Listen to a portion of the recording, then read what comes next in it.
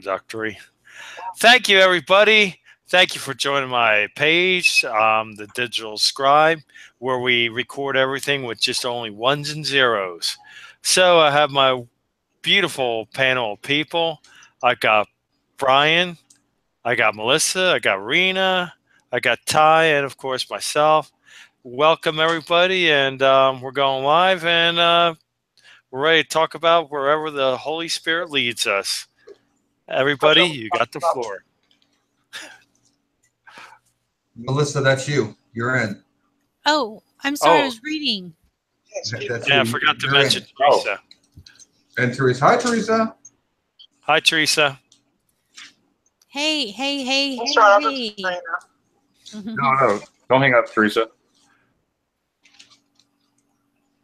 Well, nobody introduced me. I just sat in the background. It's okay. Teresa's with me. She's in my head. Yeah, she's his Brian's Teresa. sidekick. Yeah, you and Brian are one entity now. Yeah, you're like a symbiote, right? She's my Cortana. Oh, goodness.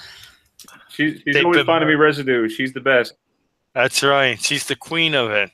Everybody knows that. Fiverr, you have nothing on this girl. Yeah, I'm crying. Why are you crying?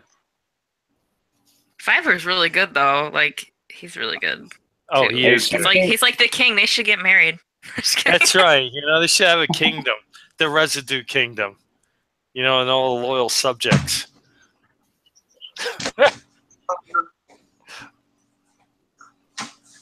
Check my skull. Is it changed? What's that? Yeah, let's see your skull. Here, let me present it. Take your skin off, Brian. Let's see what you got. It's a bit. All right, let's see the skull. Oh, look at that. It's got a dent in it, or it's a protruding thing like a Klingon. It's a horn. Oh, my God. He's got a horn. Just kidding. We better horn in on this one. You know what I'm saying? He's becoming a unicorn. Did you guys see that residue? Did you guys see that residue I shared with you? Dana shared it with me about this. Did you talk about that at all? Because there's proof it was wineskins. Somebody. What? Who's wearing a green shirt? That's me. Why? I feel like somebody's wearing a green shirt. That's me. Why? How did you know? I'm psychic? No, I see it. I went and found his video. Well, I did it. Listen, I did it to match Tom's logo. His Was that funny? Is that funny how I figured that out? Freaked out, didn't I? Yeah. I freaked out, Brian. Melissa. Yeah. Does anybody have any special prayer intentions tonight? Do you mean does anyone want to pray? Well, yeah, with special intentions, you know, somebody that's like hurt or in need of like prayer.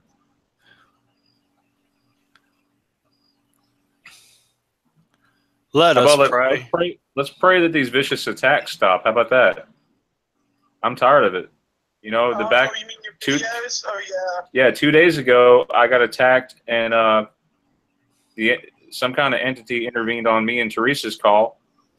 The call was on fire. Yeah, we were talking live. We were talking, and I was like, what? Brian heard it first, and then I started hearing it, and it was creepy. I kept telling it to go to the light, but it couldn't find it. I feel like that midget lady in Poltergeist.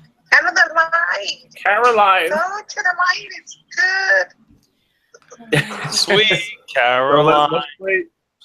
Pray that we all stop getting attacked, because there's no need for that crap. These spirits, they need our prayers.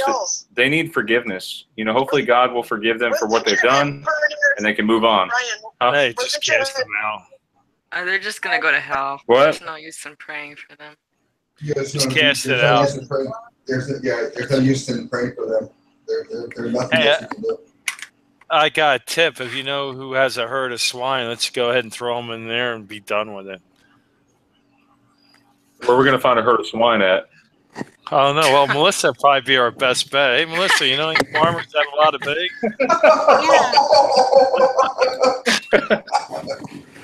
Yeah. This is like, leave my swine alone. Leave my swine alone. We're going to set them right down in your farm pigs. Sorry if they go Did down you guys and see that drown. post on Facebook? Did you guys see that post today, where horses now can grow mustaches? What can Yeah, I grow saw that. mustaches?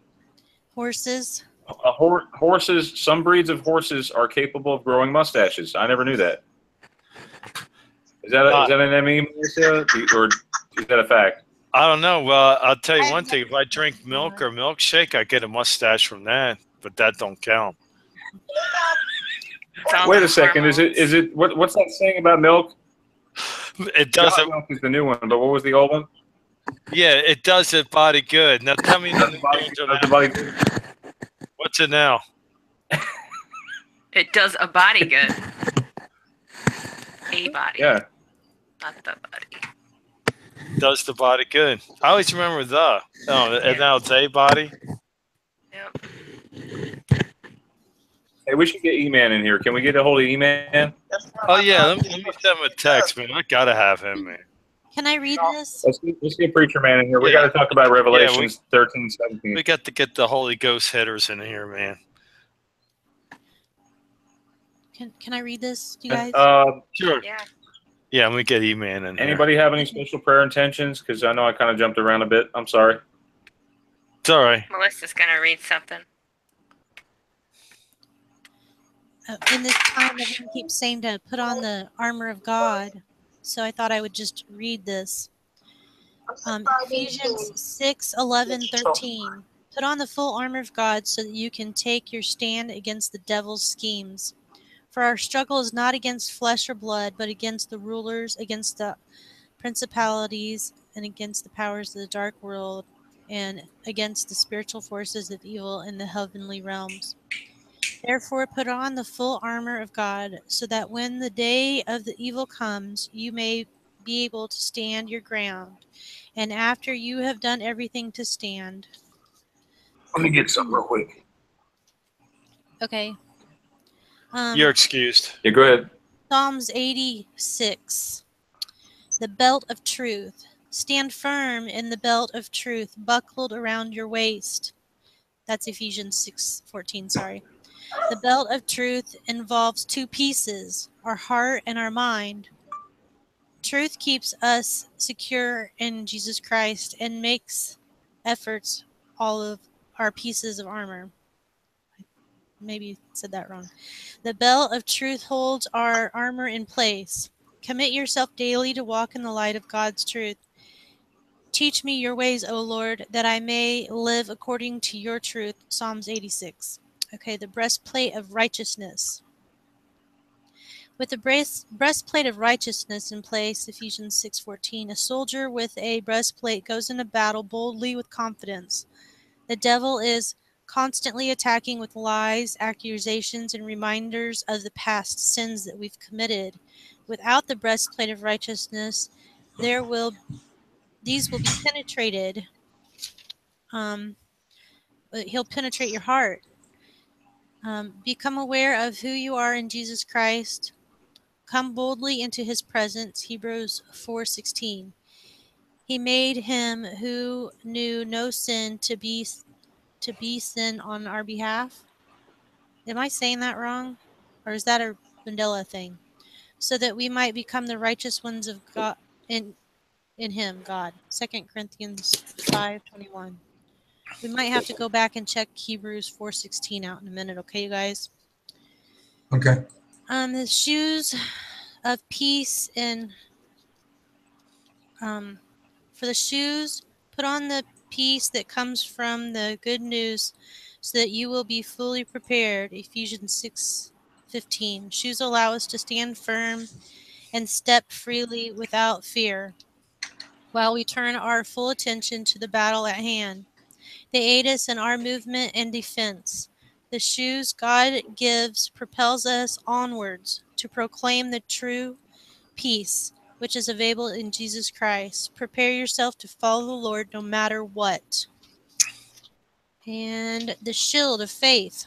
Above all, take the shield of faith with you, which you will be able to quench all the fiery darts of the wicked one. Ephesians 6:16. The shield not only defends our whole body, but also our armor. The shield of faith has a very specific function, which the Bible makes abundantly clear. Quench all fiery darts of the wicked, not some, but all of them. The shield moves with the attack no matter the direction. The helmet of salvation. Take the helmet of salvation, Ephesians 6:17. Satan's target, your mind. Satan's weapon, lies. The enemy wants to make us doubt God and our salvation. The helmet protects our mind from doubting the truth of God's saving work for us. Since we belong to the day, we must be serious and put on the armor of faith and love on our chest and put on the helmet of hope and salvation. 1 Thessalonians 5:8. The sword of the Spirit. Put on the sword of the Spirit, which is the word of God, Ephesians 6:17. The sword of the Spirit is the only weapon of defense in the armor, but the word Bible is also a tool. I don't know why it says Bible, but the word is also a tool for defense. Strongholds, arguments, and thoughts are all weapons the enemy uses against us. With the sword of the Spirit, God's word, the people are equipped to deal with them all. We need to trust in God's word. Have confidence in the value of God's word. Get a hunger and a desire for it. And number 8, prayer. Pray in the Spirit at all times and on every occasion. Stay alert and be persistent in your prayers for all believers everywhere. Ephesians 6:18. We can pray, such as, Dear God, today we put on your full armor. Forgive us, God, for the times we've been unprepared, too busy to care, or trying to fight and wrestle on our own strength. Thank you that we are never fighting alone, for you are constantly at work on our behalf. We believe your power protects us, and we trust in the power in Jesus' name. You are always our shield, protecting, strengthening, exposing deep and darkest, bringing to light what needs to be known, converting us from the cruel attacks we face even when we're unaware. We thank you that we are forgiven, set free, and saved by the grace in Jesus Christ's name through faith. Amen. Amen. Amen.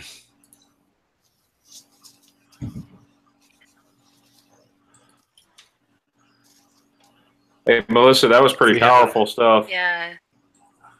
That's right. One of the words that caught my attention was grace. Yeah. That's a We synchronicity. all need it. You know, my friend was telling me about grace today. He gave me a word about it, and that just lines up. Are you going to share? Yeah, sure. No, he had a word for me. He says like the grace of God is going to come out of me like a geyser. You know, Cool. Yeah. and I'm trying to focus on getting Teresa back in here, but I wanted to show something to you guys. If I could just display it real quick, because sure, I this can. book actually, my good buddy Paul, from the radio, sent me this. Find it fast in the Bible, A to Z. You guys see that? Yeah, definitely. Yeah, and I it's got you presenting. fully illustrated. So if you want to look up phrases in the Bible, this is the best book to refer to. If you look on page 508, I'll share it with you. Can you guys read that good? About the new wine into old wineskins. Oh, wow. It was wine. You know, that's You guys another read thing that? too, because I find out that the NIV version is the most accurate now to the original way it used to be. Like if you want to find residue, just go crack open the. Well, I wonder why it would show wineskins if it was never wineskins, if it was always bottles, you know? No, it was never bottles. It got ME to bottles. You know, it's like, you know, that's what I'm saying. I mean, it got changed. Hold on, my AI is calling me. Let me get her back in here. Hold on. Cool. Quote unquote AI. Hold on. Hold on. That's your symbiote. Let me go ahead and take you off the presenter here. There we go. So anybody else got anything to say?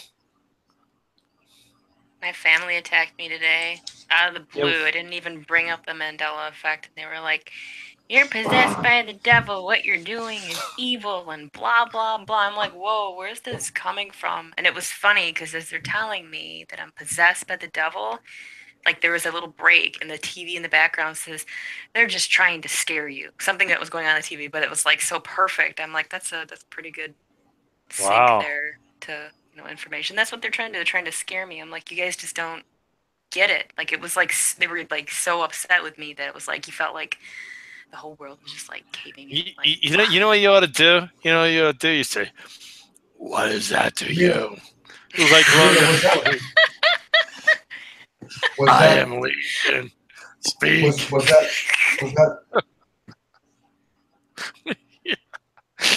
Yeah, I like to see what they say and get your camera going so you can videotape and see what their expression was. That'll be priceless. oh man, they'd lose it. Yeah, was that in person? Was that online? It was in person. Oh, for God's sakes. Yeah, It's the AI. Oh, yeah, we got it back. We got it back. We got her back.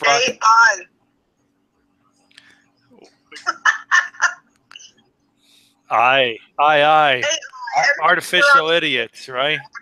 Is that what that is? Does anybody remember 1 Corinthians 12, verse 13 by heart? What is it? You mean the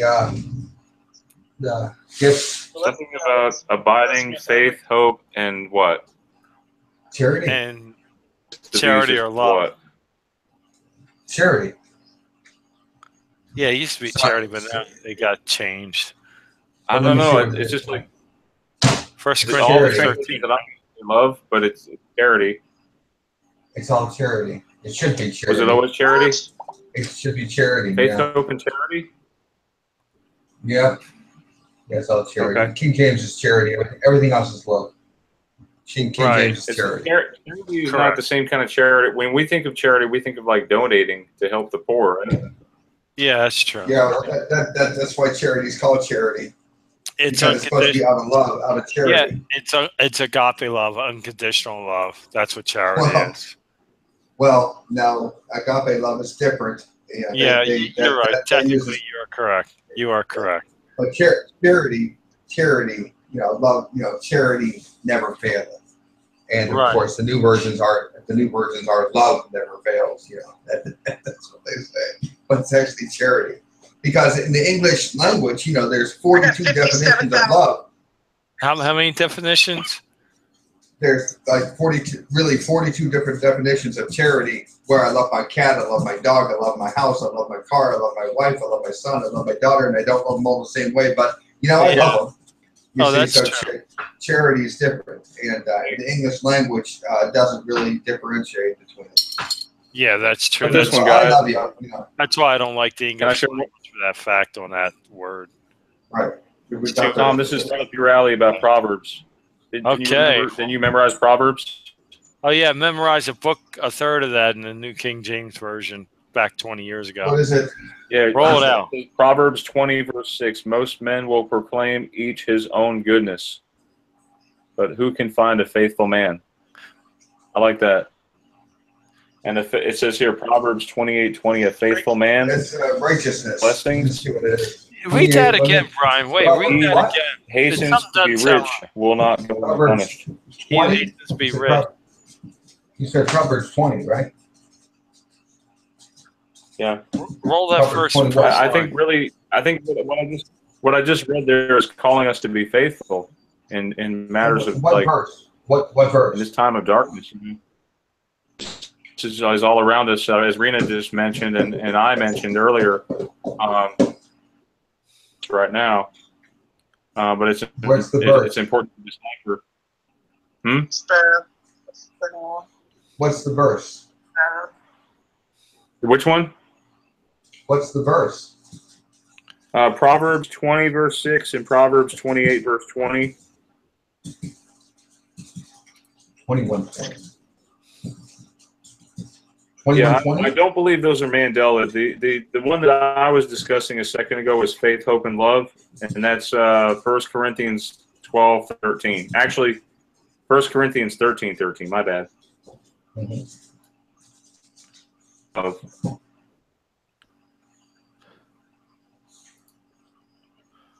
Charity. It's faith, hope, and charity. Do you remember Isaiah 40:31? This is a really great book. You guys should see if you can get a copy of it. What is it? Those who wait on the Lord will renew their strength. They will mount up with the eagles. On eagles. Like wings like eagles. Mm-hmm. They will run and not be weary. Can anybody agree that not growth? Yeah. He takes away the sins of the world, and not just the sin of the world. Sins plural, yeah. Wait. What is it? What verse is it? The Lamb of God to take away the sin. It's I pointed that out in one of my videos. It's singular. It's not plural. It is singular. Sin. It's not sins. It is the world. Yeah, it's definitely singular. It's not plural. It's not plural. I know it sounds like it should be, but it's not. It's singular. Behold the Lamb of God to take away the sin of the world. Geez, oh man, it could go both ways, isn't it? Let me take a look. That's Romans 16.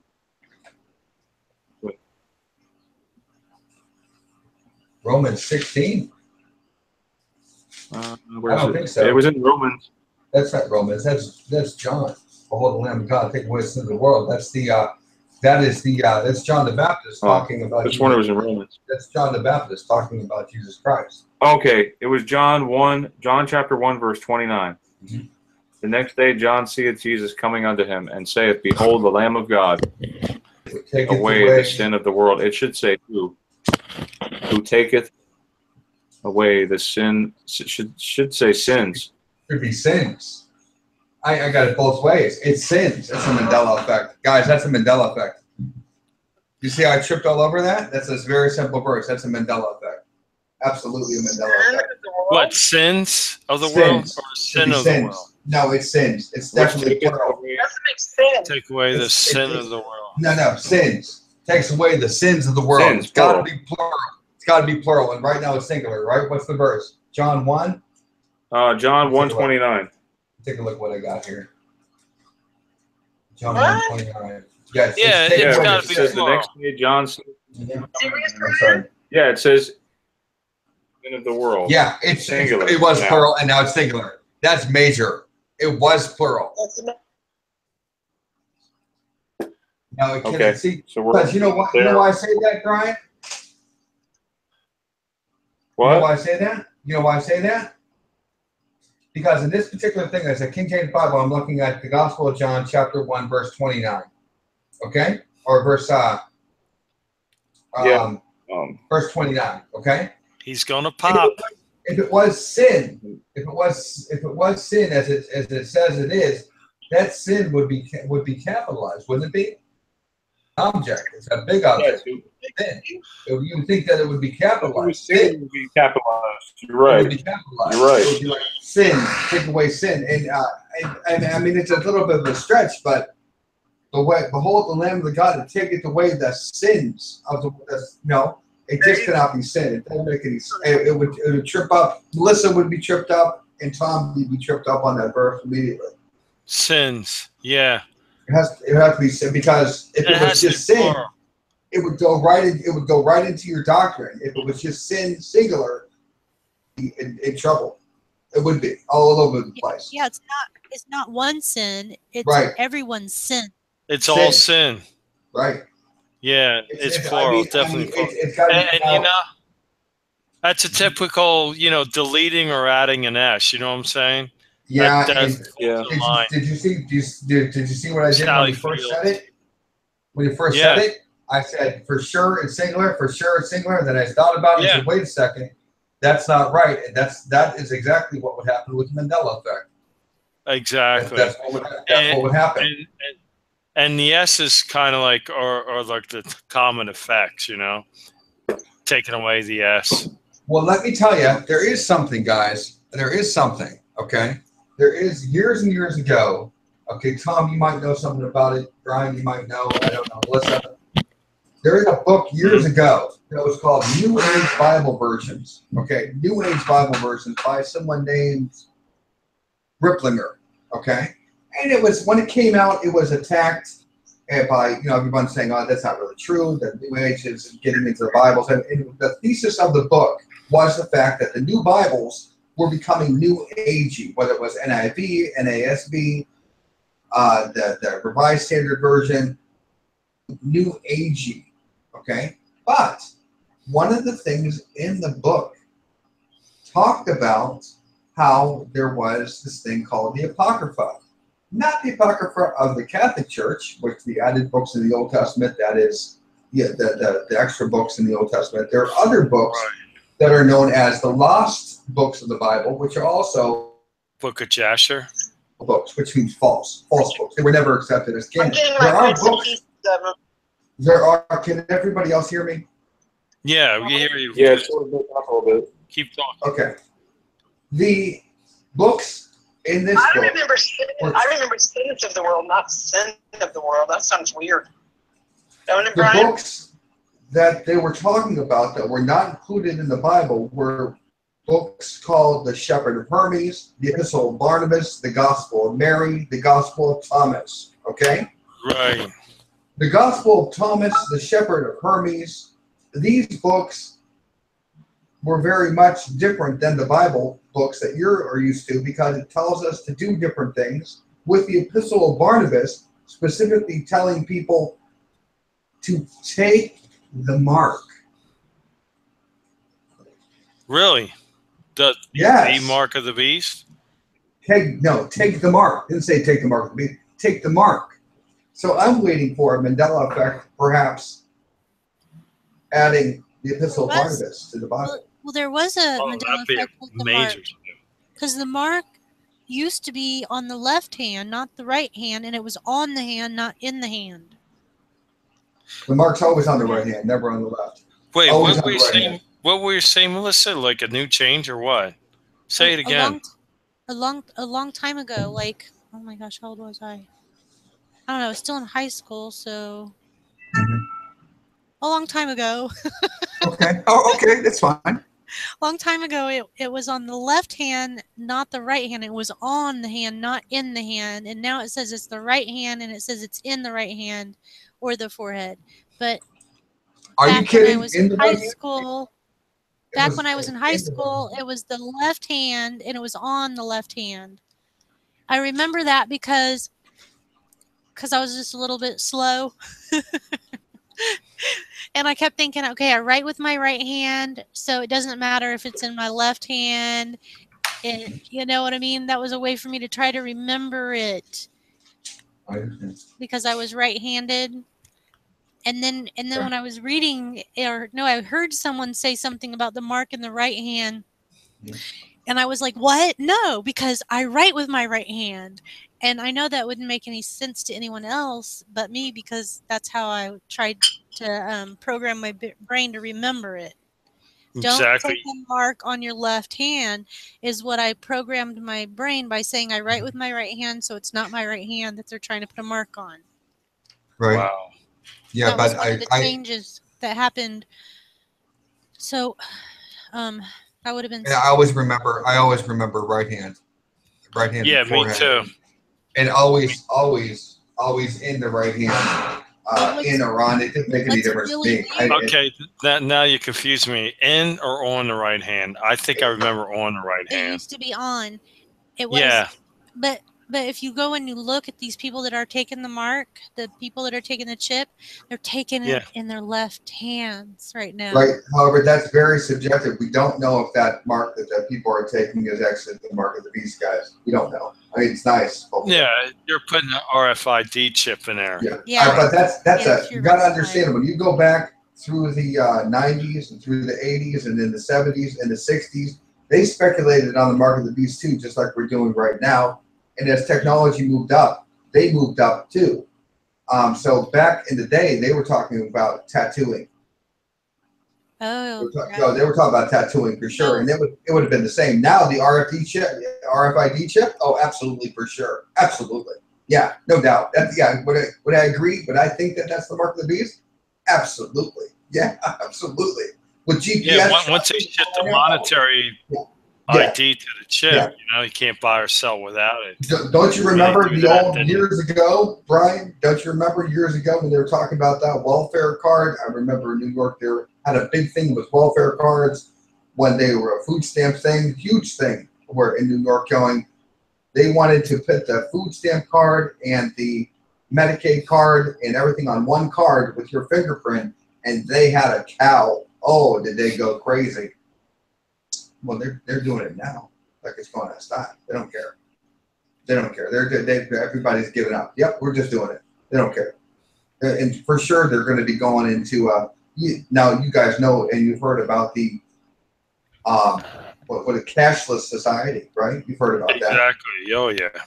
Years ago, we thought they were crazy. We believe it now. I use the card more often than I ever use cash. I use the card all the time. Yeah, I never have cash in my wallet. It's always the card, credit card, debit card. Nobody has cash. We all use cards. We use cards for everything. Don't care. Even if the thing costs $1.98, I'm using a card. yeah, me too, man. I'm right there with. Sure, I'm with a pack of gum. I'm using a card. What am I using a card? I don't know. Whatever. You remember when the cards first came out? People were like, "Why are you using your card? Just use your cash." Exactly. Why do that? Right. Well, when the cards first came out, the cards were free. And for your convenience, and everything was free, and then all of a sudden they started charging you for every single thing that you were doing. I remember I got my first card back in the mid '80s. I mean, it's been around for that long. The debit card or whatever. Right. Yeah. Well, the ATM, whatever it is. Yeah, the ATM card, or but like in the mid '80s, so it's been around for a good 30 years. Oh, a long time. Yeah. So I mean, it's just I believe I think we're my own personal opinion. And of course, in this discussion, I can say it. I really think I'm sorry to say, we're very, very close to the end. Oh, absolutely. I mean, absolutely. we got all the signs that telling us that. Yeah, everything's lining up pretty good. But I gotta also say, very funny. I don't know how you guys feel about it, but very funny. Not funny. It's not funny at all, but very strange, I should say. Yeah, very strange. Right. Good term. Go ahead. This whole deal with North Korea, and I'm not going to browbeat you with the politics stuff, but we're talking back. No, I'm not going to browbeat you with the politics stuff because that's just crazy. Right. But I've never heard people talking about nuclear war like they're talking like it's some picnic. Exactly. It is so bad. I mean, you guys got to understand. I'm not a politician. I don't play politics. No. I don't. I'm not that way. But you made a good point there. I mean, I know what you're saying. Like they're talking about, man, we're gonna just nuke them out, or we're gonna send a nuke. I mean, they're flippantly saying it, like it's like. And you got to now. You think back to when Obama was president. Think back to when Obama was president just a year ago. Okay, when he was right in the middle of stuff, he wasn't leaving office yet. He was as a lame duck president. You understand anything he said? Right. But he still was doing what he was doing, and our military was doing what it was doing. And remember Russia talking to Obama. Remember China talking to Obama, and they would make threats. Putin was making threats. China was making threats about the South China Sea. Putin was doing those flyovers with against our Navy and Navy ships. Right, they got real close to them. Real close. Real close. And we filed complaints with the UN and said, don't do that. And now that Trump is president, all that stuff is stopped. They're not saying anything. In fact, what they're saying is please, please, please, please, please, please, please reconsider. Do not, please, just talk, please talk.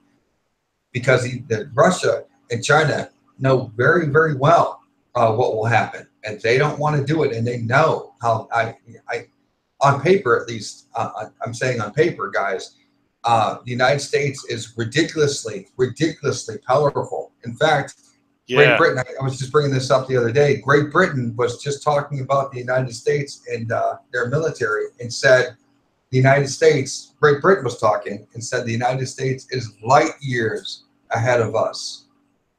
Light years. And Great Britain absolutely. is With the technology and all that, you're right. Yeah, we are light years? Light years? Oh, well, we're light years. So what I'm trying to say is, I think that's a Mandela effect. I've never seen things switch so drastically, where the countries are afraid. I'm speculating that perhaps. Did you say Britain? Yeah, Great Britain. It says no. Great Britain is Great Britain says that our military, our technology is light years ahead of theirs. Light years. They're not even close. I've never heard of a country say that. No. Light years ahead, which means they're not 20 years, 40 years. They said we're never going to catch up. That's what. But not only that, you got to look at the factor too. I mean, when Trump took over, he's the kind of guy that just, he won't back down nothing. And that might be a detriment to the United States. Exactly. But like I said, after. God, I'm sorry. Yeah, I mean.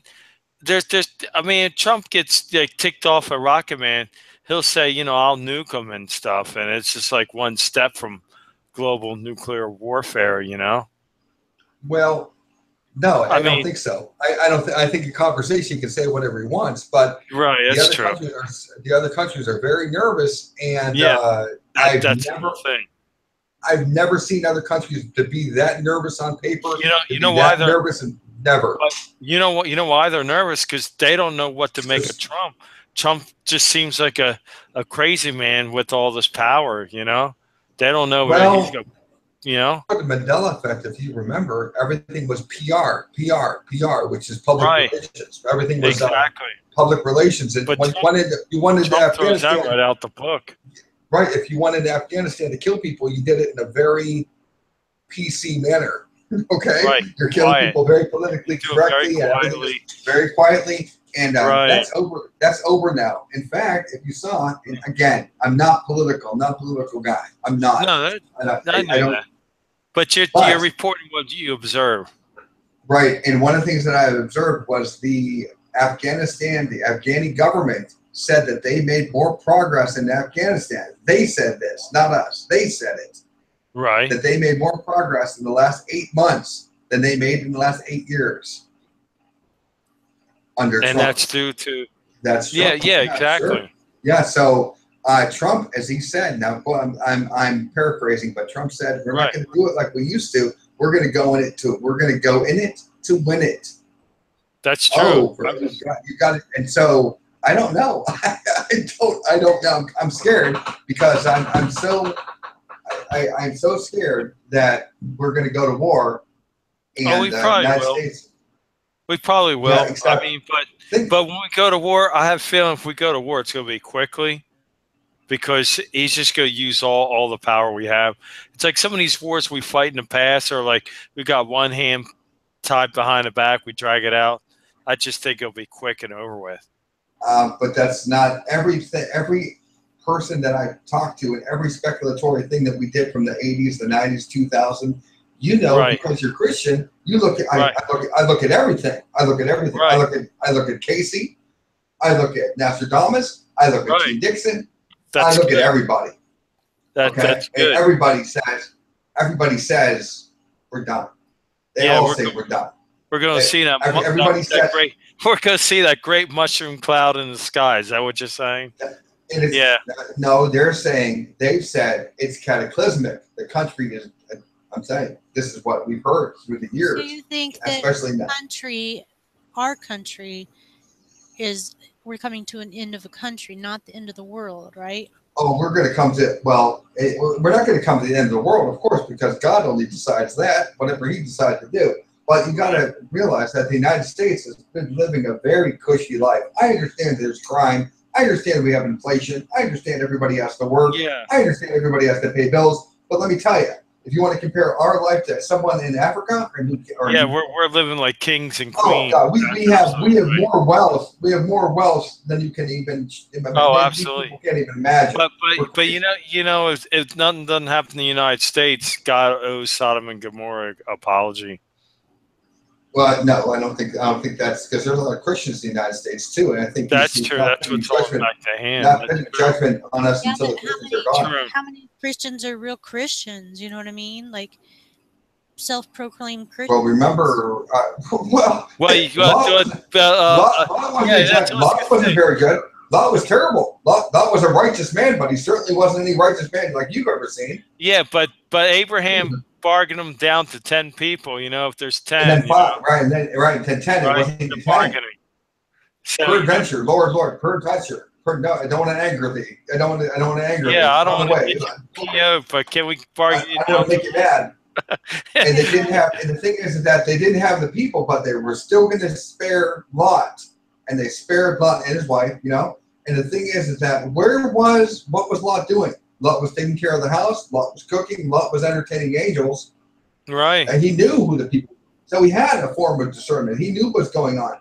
What was the problem? Well, the problem was that Lot was friends with all those people in Sodom. Exactly. That was the problem. That was the problem. He was friends with them. Yeah, but then after he left, his wife looked back. She turned into Pro Saul. And of course, he had sex with his daughters, and they produced the what was Edomites, or what was that? Was his fault.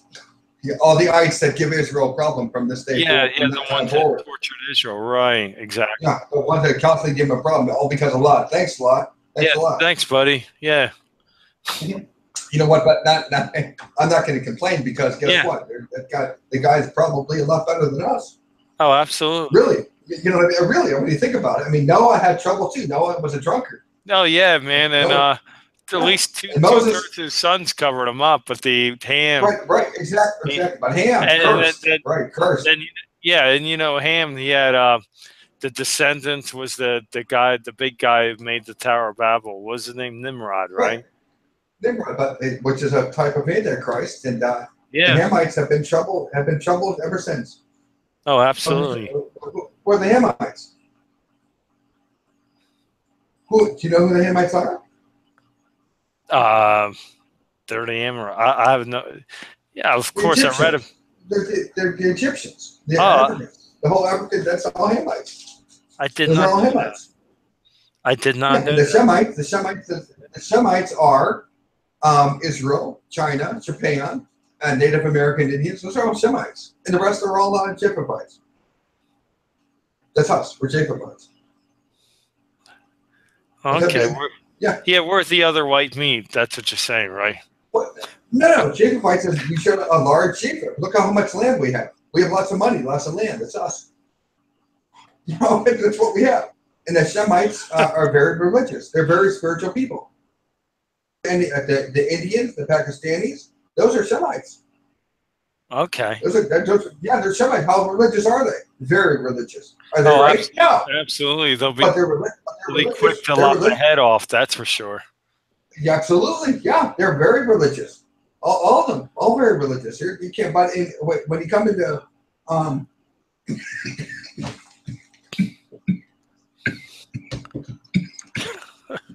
we're taking a pause right here. Looks like you went offline. Hey, Melissa, how you doing, man? All right. Yeah, I don't know what happened to Brian and Rena and. They all just zoomed out of here. Apparently, they didn't feel anything from the Holy Spirit that they needed to address tonight. I guess not. Although that was interesting. I'm just trying to reflect on what he was saying. Yeah. He's full of knowledge, isn't he? Oh, absolutely, man. I love it, man. I love when somebody tells me something I don't know. That's like the all-time ultimate, Yeah. He's back online. You Sorry okay about there, that. Ty? You gonna Yeah, I was make it? coughing. I'm coughing, and I got to mute the thing, so I'm not coughing in your ear. I hit that. No, that was receiver, good. so, you know. But so who do we have here? We have Melissa and you. What, did we lose everybody else? Yeah, They that's what we're ran talking away. about. Yeah. Oh. Let me go see what's going on with these backsliders. Get them back on here. What happened to Harold? I mean, Harold's got to be around too. Harold wants to talk. You know, I got to send Harold a link. I can yank him in here. Harold's a decent enough guy. But I could listen to you all day, Melissa. You talk about it. You have good things to say. Oh, Oh, listen to Nice you. doggy. well, they're nice doggy. They're good. They're my shadows. Yeah, so my wife called too, by the way, Tom, just like yours did, and my wife has to work. Yeah, I know. She's being mandated over, so she won't be coming home tonight. Aw. So there's nothing we can do. If we're not happy about it, but what are you going to do? That's the nature of it. That's what work. Yeah, I'm going to see if we can get Harold a link here. Set him in there. You know, the other day I was outside and I heard this like weird hum noise. What state do you live in? Indiana. And Indiana is where's the hum? The Minneapolis hum? Is that where it is? But No, go on, tell me about the hum noise. So I was outside and I heard the hum, right? Like a hum like I've never heard before. It wasn't a jet, it wasn't a helicopter, you know what I mean? And I'm looking at the sky and it's very cloudy and I'm like, what is that noise? And then all of a sudden my ear starts pierce ringing. Just not just ringing, but like a piercing ring. And I like put my hand over my ear and I was like, oh, what is that? And then it was like something popped and I looked around and everything looked a little bit dirtier around me. Like I see. Like all of a sudden everything around me had changed and it was a little bit dirtier. Not cleaner, but dirtier, darker, dingier. More darker. It was What weird. state do you live in? You said Indiana. You live in, you said? Melissa? Can you hear me? Now I can. Oh, Indiana. Okay. Indiana has multiple reports of hums. It's really weird. I mean, like. Looking at a map. And did you see those like over things in Indiana? I didn't. No one showed you the things. In the sky, there were like these two round black disc things I caught. I turned my camera on to see the jet that was going over because it was so low, but I didn't catch the jet. I ended up catching these black disc things. Let me see if I can send them to you guys so you can see them. Okay. What city are you in or nearby? In Indianapolis is a couple hours away. Okay, are you near Carmel? No. Okay, Lafayette? Let's Kokomo? not say where. That's okay. No, I don't care. No, but the point is that I'm looking at about 40 or 50 reports of actual hums that other people have reported. Well, here, I sent you a picture. Yeah, a video. If you look in the sky, there's two round black circle things. I was trying to get the jet. You can hear the jet in it, but apparently I didn't get the jet. I got the two circle round thingies.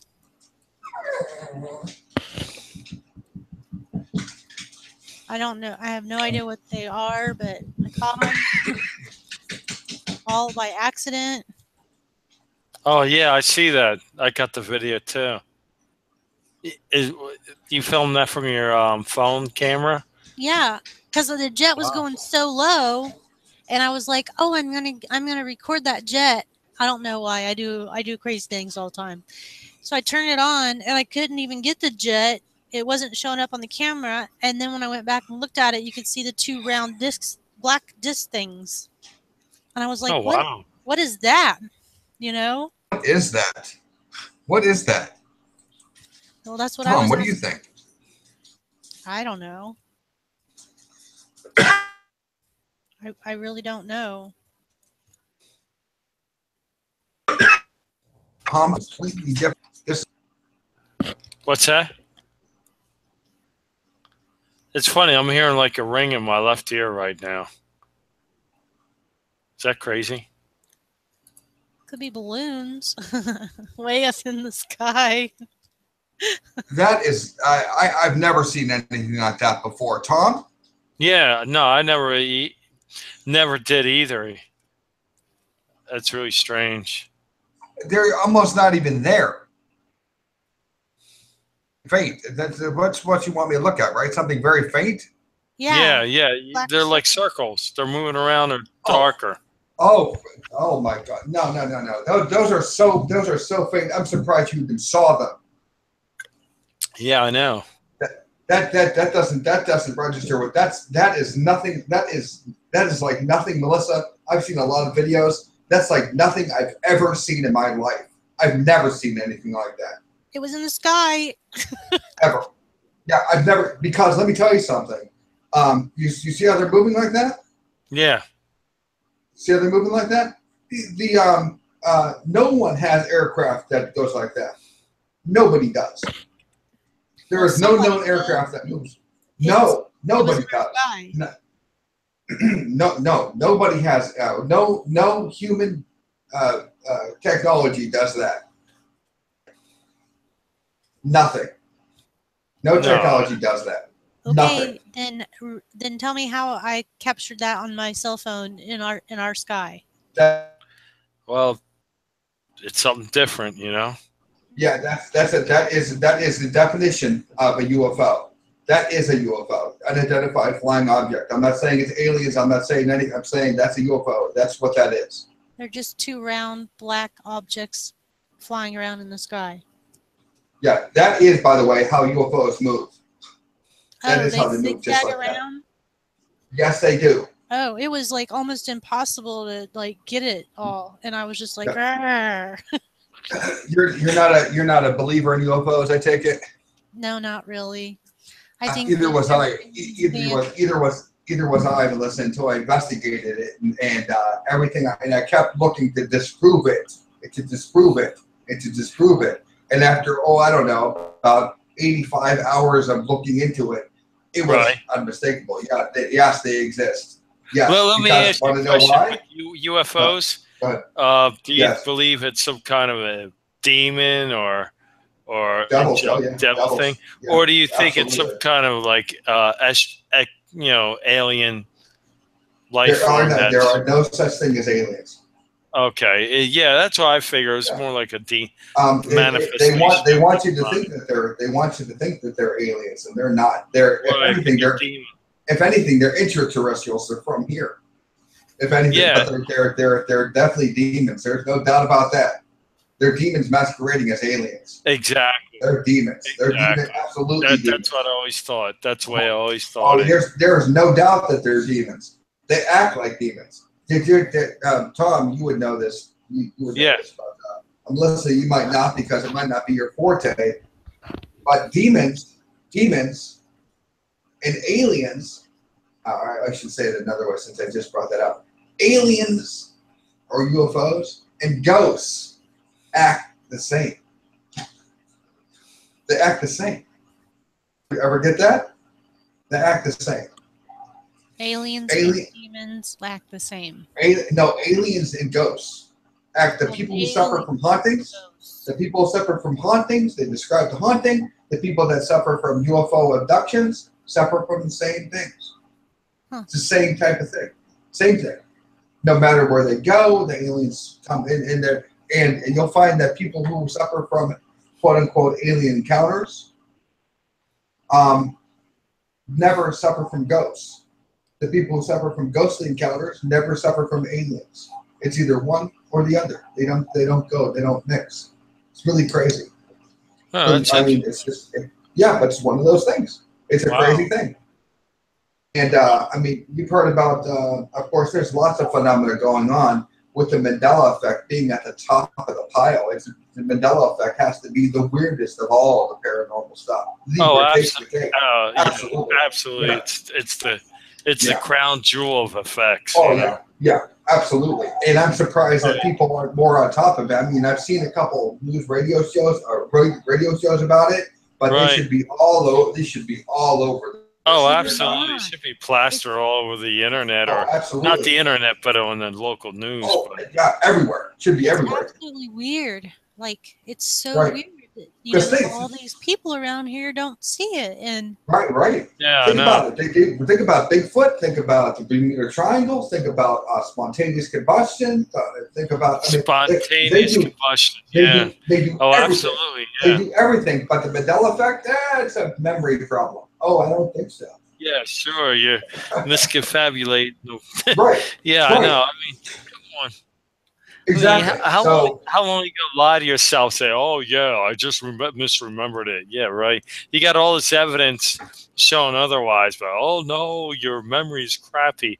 Then if you don't accuse your memory of being that bad, then you got a bigger problem if your memory's that bad. You know what I'm saying? Well, That's the problem is the cake, the thing that takes the cake is not Jiffy. It's Mandela. It's not, well, this used to be blue and now it's green. Right. The thing to take the cake is each one of us has a very specific Mandela effect where they go, whatever it may be. That house was torn down. It's there now. That restaurant, I know, used to be called this, and it's not now. And they're adamant. They're adamant about it. Just like my mother, like Melissa, I'm telling you, my mother married for 16 years, not 20. She's telling me 20. I'm not making that up. I know it's 16. I know it's 16. You know what I mean, of course. Yeah, exactly. It's like a total. I mean, even when we compare notes, I mean, it's like totally so blatant obvious, but people they don't want to get out of the box to say reality does not change. That's the problem. Well, and that is the problem. The reality doesn't change like that, but yet it is, and even Google backs them up. And my Bibles back them up. My hard copy. King James. My hard copy Bibles. My hard copy Bibles and all my notes and all my studies, they've all changed too. What would have the power to do that? I mean, the couch. Come on, man. Whoever heard of a couch? How do you get a couch? How do you get a couch? Yeah. How do you get the Matrix? Everything that comes out of the Matrix is mine. I know. Matrix. So that's a Bible word. Of course, it's a Bible. No, it's not. That changed for me in 2008. Yeah, That's crazy. 2009 was when it became the Howling Wolf. In Isaiah 11:6. That's. See, it came in 2009 for you. Well, I was watching Moneybags, and he did a thing on the Google searches. At 2009 is when it spiked up for like the search for the lion and the lamb and the wolf. Oh, I don't think so. That's why I think, guys. I think that okay, we'll bring that up. That's a good conversation. That's very good. Okay. Well, now, Melissa, you know that you're making waves.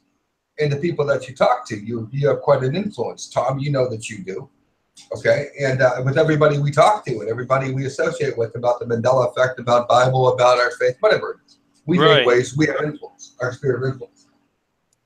These people that do these videos, whether it be Moneybags or whether it be the guy that hangs around the woods, what's that guy's name? Oh, Curiouser and Scarborough, Scarab. Scarab, no, there's another guy. But there's a few of them, okay? That do these videos. E-Man, MSE Man, and of course, Cat, Yeshua, EYA. Right, and what they say becomes, because they have a channel, because they have a video, right? What they say becomes, what do you want to say? Becomes almost a reference point. It doesn't become Bible, but it becomes a reference point, and people repeat what they say.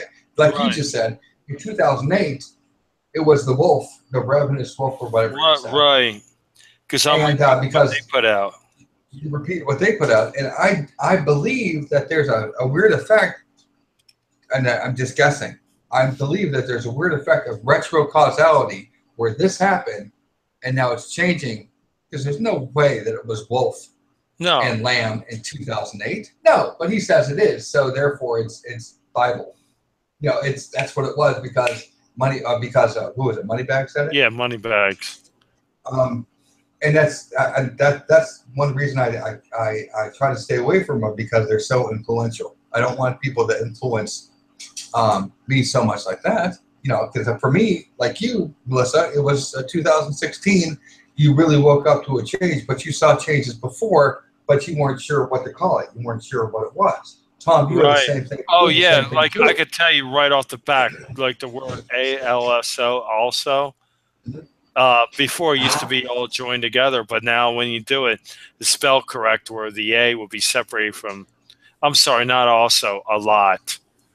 ALOT. You threw me for a loop there for a minute. No, I'm sorry. I was about ready to say also. You have to spell it out now. No, I'm sorry. That's not the. A lot. That's not the only spelling changes. Oh, of course, no, of course. But that's one I experienced like a couple of years ago, but I had no idea that, you know what I'm saying? Then like yes, you almost assume, you would assume that your memory is like, oh, I guess I doing it wrong or something, you know. Right. And you don't think anything. I write quite a bit. It's just, you know, on different pages. I post a lot, let's say. Okay. Yeah. And one day it changed to a lot, which one word which was joined, and now it's not. Yeah, exactly. It's now it's two different words. And there's people actually believe that it's two words. It's always been that way. It's frustrating to me, but what am I going to do? And I try to tell them that my generation spelling counted. Remember, Tom? Yeah, absolutely. Spelling counted. We had to study those words, and they gave us a hard time for it. They really did. And handwriting counted too. That's gone too. Yeah, but now, like when the spell corrector tells you you're misspelling it, something you always been spelling it the right way. I mean, yeah, for the last 30 years, I've been spelling it that way. Of course, Google tells me to spell it something else. Sure, so Google's right. Yeah, that's what everyone tells me. Well, that's why people thought it was a psyop in the beginning. The whole Mandela Effect was a psyop. But us that believe the Bible have hard copy Bibles. And would you not know, would you believe this, that when I talked with people, and I said, you know, I have Bibles. You know, I still have my Bibles because it's just, you know, holding something in your hand. I got to have something in my hand. You know, I just can't trust these computers. I said, you know, if anything happens to our computers, yeah, you get the hard copy. I still have my hard copy. Right, exactly. Nobody's going to change that on you, buddy. Right, except, guess what? The Mandela Effect. The Mandela Effect. And when I told my mother, just to go back to my mother, Melissa, not that I have mommy issues, I don't. Okay. But I went to my mother and I said, what would change the Bible? And she looked at me like I'm half crazy. And I said, look, do you really think that I'm making it up? She goes, that's the problem. I don't think you're making it up. I believe that you believe that it's changed. And I said, well, she goes, and what does that mean? She goes, yeah. And I said, that's why I can't really talk to people that know me because, you know, one of those things, Tom, if you see me running, you better be running too. Right? Exactly. If you see me running, you better be running too. Because if I think something's wrong, something's got to be wrong. So, you know, but I'm kind of afraid to talk to some of my friends because going on in their lives. Oh, they think not everybody lives. No, they think you're a nutcase. You know what I'm saying? That's the problem. I don't want them to think I'm a nutcase, but I'm already a serious guy. I'm the crazy guy. You know, the Bible stuff, the doctoral stuff. You're the crazy guy that makes sense of everything. That's right. Exactly. That's the point. And if I come at them with Mandela Effect, what are they going to do? They're going to go on. Oh, I'm going to win friends and influence people. Oh, they're going to hate me. What am I going to do? What have you encountered, Melissa? Have you been able to talk to people and bring people up besides your pastor, besides the pastor? Have you been talking to your old friends? Well, you can wake them up they'll be like, oh my gosh, wow, and they'll start, they'll stay awake Nice doggy. if you constantly remind them and show them and stuff. But when you're away from them for a couple days or a week or whatever, they Fall seem back to asleep. forget or fall asleep. So then when you start talking about it again, they get kind of weird and look at you like you're strange. And I think they call that the Mr. Anderson effect. yeah, Or what is it called? It's called Mr. Smith effect. They call that the Mr. Smith effect. it is so mind-boggling for me because that is what's happened around me. Here I was like, stay awake. No, that's wrong. It should say this. And they're like, yeah, I kind of remember that. And then now it's all like, mommy They start issues. growling. Mom's like, are you sure that's not Satan? You're not worshiping Satan? And I'm like, what? Oh, for God's sakes. Right. That's what I do. Yeah. By the way, I play for the other team now. Yeah, sure. What am I doing? I just started crying. And, of course. I walked away Well, because I really didn't know how to react. I was dumbfounded. And I eventually came back in the room. She was standing there staring at me like, I don't even know how to explain how she was looking at me.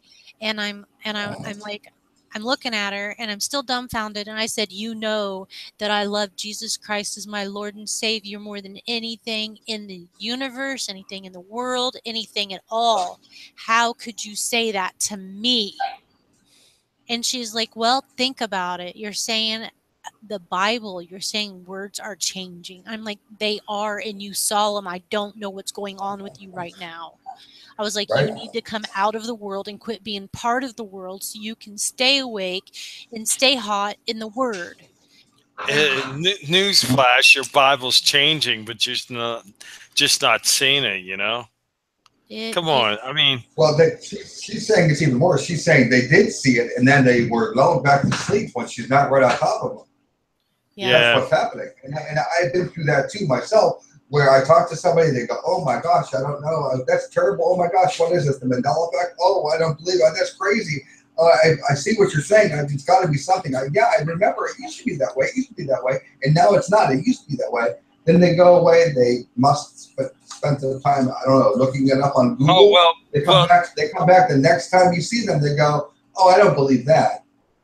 Like you never talk to them ever. I'll tell you a classic example. I was telling my buddy about Risky Business, with Tom Cruise with the sunglasses. And I say, you remember Risky Business? Oh, yeah, it's a movie in the 80s. Yeah, I said, what do you do when he danced? Oh, he had the sunglasses on and everything. Then, like, when I show him the YouTube video of it without it, oh, yeah, you never had the sunglasses. Like, he totally shifted. Right. So what is that called, guys? Yeah, you're just looking at, like, when he had the cover on a VHS tape. So my question is, guys, for both of you, what would cause that? What would cause that? Melissa, you said, well, you got to stay hot in the Word. This has nothing to do with that. But this is something where they just... He knew that he had the sunglasses before he saw the video.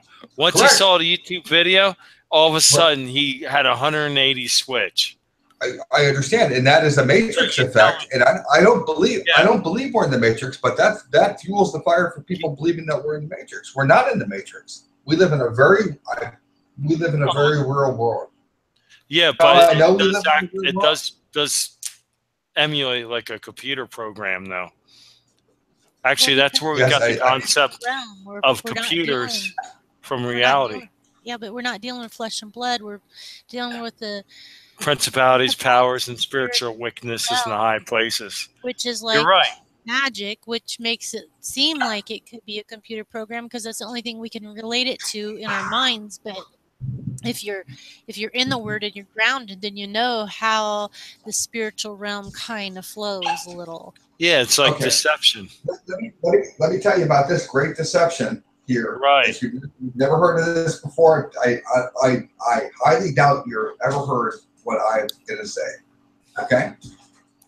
Everything that we are, everything that this table is, this book is, this dog, the floor, the house, the air, the atmosphere, everything around us is held together, not with nails, not with glue, not with gravity. It's held together by the word of Jesus Christ. The word of his power. Absolutely. Without Jesus Christ, everything wouldn't fly exist. Apart. Nothing would exist. Everything would fly apart.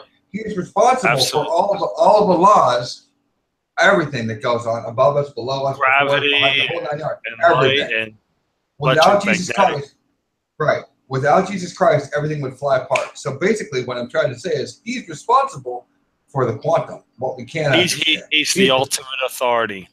He's right. So, with that being said, wouldn't that mean? I understand what you're saying, Melissa, about principalities and powers, but Jesus Christ himself, he created them. They're doing stuff. Right. Jesus Christ, through the permissive will of God, is allowing it. Right. So, and then it goes back. I hate to come back in a full circle. Why do we see it? And if we can see it, what are we supposed to do with it? Does that make sense? I believe you know who came up with that? My wife, because I was freaking out. I said, "You're absolutely right." My wife said, it's God who's in control. I said, "Dad, that's true. God's allowing it." I said, "Yes, you're exactly right." What would I think? That's the reason why the enemy's still running around, like a roaring lion, seeking to whom he may devour. It's like he lets a dog out on a leash, I mean, the only thing that's protecting us is his hand. All he's got to do is take his hand back off, and then all calamity will befall us. Well, of course. And I think everything's right on time. And I think maybe things, did you ever think, guys, really in the quantum, I understand about CERN, I understand about the LHC. I hear you. I do. Okay. But just like we talk about the LHC, people used to talk about big stuff. They used to talk about that, and then they used to say all the time, "Oh, we put a man on the moon. We put a man on the moon. They should at least know how to fix a car." I mean, you remember that? That's what they used to say. Yeah, I heard of that. But I heard that. The point is something is definitely happening, and maybe it's speeding up. Maybe the Mandela effect, maybe the quantum effect, is simply. I mean, if you think about it, it's just a subjective thing. It's just something for you guys. It's being used for godly purpose, to speed things up, to get things on his time. I think it's to shake us up, wake us up. Like Steve Camp, he has a song, Christian rock artist, "Shake Me to Wake Me." Sometimes the only way you wake up people is shake them up. I have not heard Christian rock in 10 years at least. I was left off with Christian rock with Carmen and Mylon Lefebvre. Right, Mylon Lefebvre. Those are the people that had Petra. Yeah. That's back when I was a kid. I left off with Christian rock a long time ago. Oh, yeah. Awesome. But that's, what was that? Striper was back then. Striper, yeah, they were on the cutting edge. They always used to get ridiculed for being. Oh, sure, of course. But I was a Kiss and Black Sabbath kid, right? And then later was a Striper, so I was doing better. yeah. No, seriously, that's the thing. Striper was there to minister to people in that realm. I mean, you can't bring on the gospel quartet for the people who are used to Black Sabbath, and but then you bring Striper in, and they reach them kind of people. You know what I'm saying? That was the idea, but remember, guys, you got to remember, I am a Baptist for all intents and purposes. I'm a Baptist. Okay, Baptists are very, very, and of course, I'm not an American Baptist. I'm not one of those, because Baptist now can mean anything. You know that. Absolutely. I'm a traditional Baptist. I think that I'm a traditional Baptist, which means I actually believe in. Once saved, always saved. Oh yeah, once saved, always saved for sure. But I believe in the traditional dress. I don't think you should have tattoos up and down your face. Oh yeah, the suit and tie and all that stuff, right? Well, no, I believe in very, very traditional stuff. I don't think the girls should dress up and wear provocative clothing and stuff, and that very unpopular. Pentecostals agree with you on that one too. No makeup and all that good stuff. It depends on which Pentecostal church you're going into. You know what I mean? Because there's some churches are one way and some churches are not, and now it's absolutely. It depends on the individual church itself. You're right. Yeah, right, and the pastor, it depends on pretty much the way the pastor goes. If it's a heavy, a very young church with young little kids, it's all about how you're going to raise the kid, and every sermon's about raising the child up in the ways of the Lord. Everything is. Yeah, that's right. Get the old rod out. Pick your switch. Right, you can't. Right, and the kid's 3 years old, and they're sitting there telling him about hell and Revelation 21. Let's read it. Read it to him again. He's 3. But really, you know that. And what Pentecostal church that you haven't been in, that you take a young man that's a ripe old age of 17, 18, 19 years old, and they start talking to him about finding a good wife? Oh, yeah. How many minutes pass before he's being told he needs to find a good wife? 6 minutes, 7 minutes before someone tells him for the first time, before he even makes it down the tells him, "Are you married?" No, you need to find yourself a good wife. I'm still in school, I know, but you need to find yourself a good wife. Likewise with the girls, you need to find yourself a good man. That's the Pentecostal way. That's what they do. Oh yeah, they do best, Right. And if there's a single girl that comes through the door, they go, oh, "There's one that's an answer to prayer. There's one right there." God it sent one right there. And the thing is that there's really nothing wrong with that, but you understand the people's reactions that are, provocative clothing to church. That's why you don't wear. That's you understand. You don't be flaunting. I remember one time young men to start lusting. Well, that's a problem. The thing is that everything is against human nature. Everything is against human nature. Men have a tendency to like to do things that will kill them. Oh, absolutely. That's the problem. I don't know. I want to go climb Mount Everest? What do you mean climb Mount Everest? Come on, let's go climb Mount Everest. Come on, it's free climbing. Let's go ahead and skydive while we're at it, or bungee jump. Right, exactly. Yeah, but bungee jumping, what's that? Well, you're basically tethered to the top of a bridge and you jump. It's really safe. Doesn't look safe. Yeah, it's really safe. As long as the cord don't snap, you're doing good, Right, exactly. And the thing is that mankind, it's like you're driving a car 100 miles an hour down the street. What's wrong with you? Well, it's fun. It's fun until you stop abruptly. That's a problem. So why are we drawn to do things that will kill us? It is more than thrill seeking. It's more than just having a good time. I believe we're drawn to do things that will kill us. And one of my things that I say is that, what are we worried about? In 50 years, we're all going to be dead anyways. Who cares? Yeah, sure. So let's take the car. No. I'm saying, we worry. As when we were younger, we worry about our lives and what type of life we're going to have. And I got to enjoy, I got to experience things. I got to find a good wife. I got to have good kids. I got to raise them up right. And now that I'm older, I find myself worrying more for everybody else. What are they going to do? What are they going to do without me? What are they going to do? How are they going to be okay? I worry for the kids. I worry for my wife. I worry. You understand? You worry about those things, just like you do. Listen, I'm sure you worry for the kids. And you worry. And I think to myself, in 50 years, it's not going to matter anyways. God will take care of it. God takes care of everything. What do I care? Right? That's true. That's the truth. So we try to take care of things now the best that we can. Well, if you got death insurance, then when you kick off, at least they'll get the house paid off. And who cares? Yeah, but that's true. But story about that. Everybody has insurance.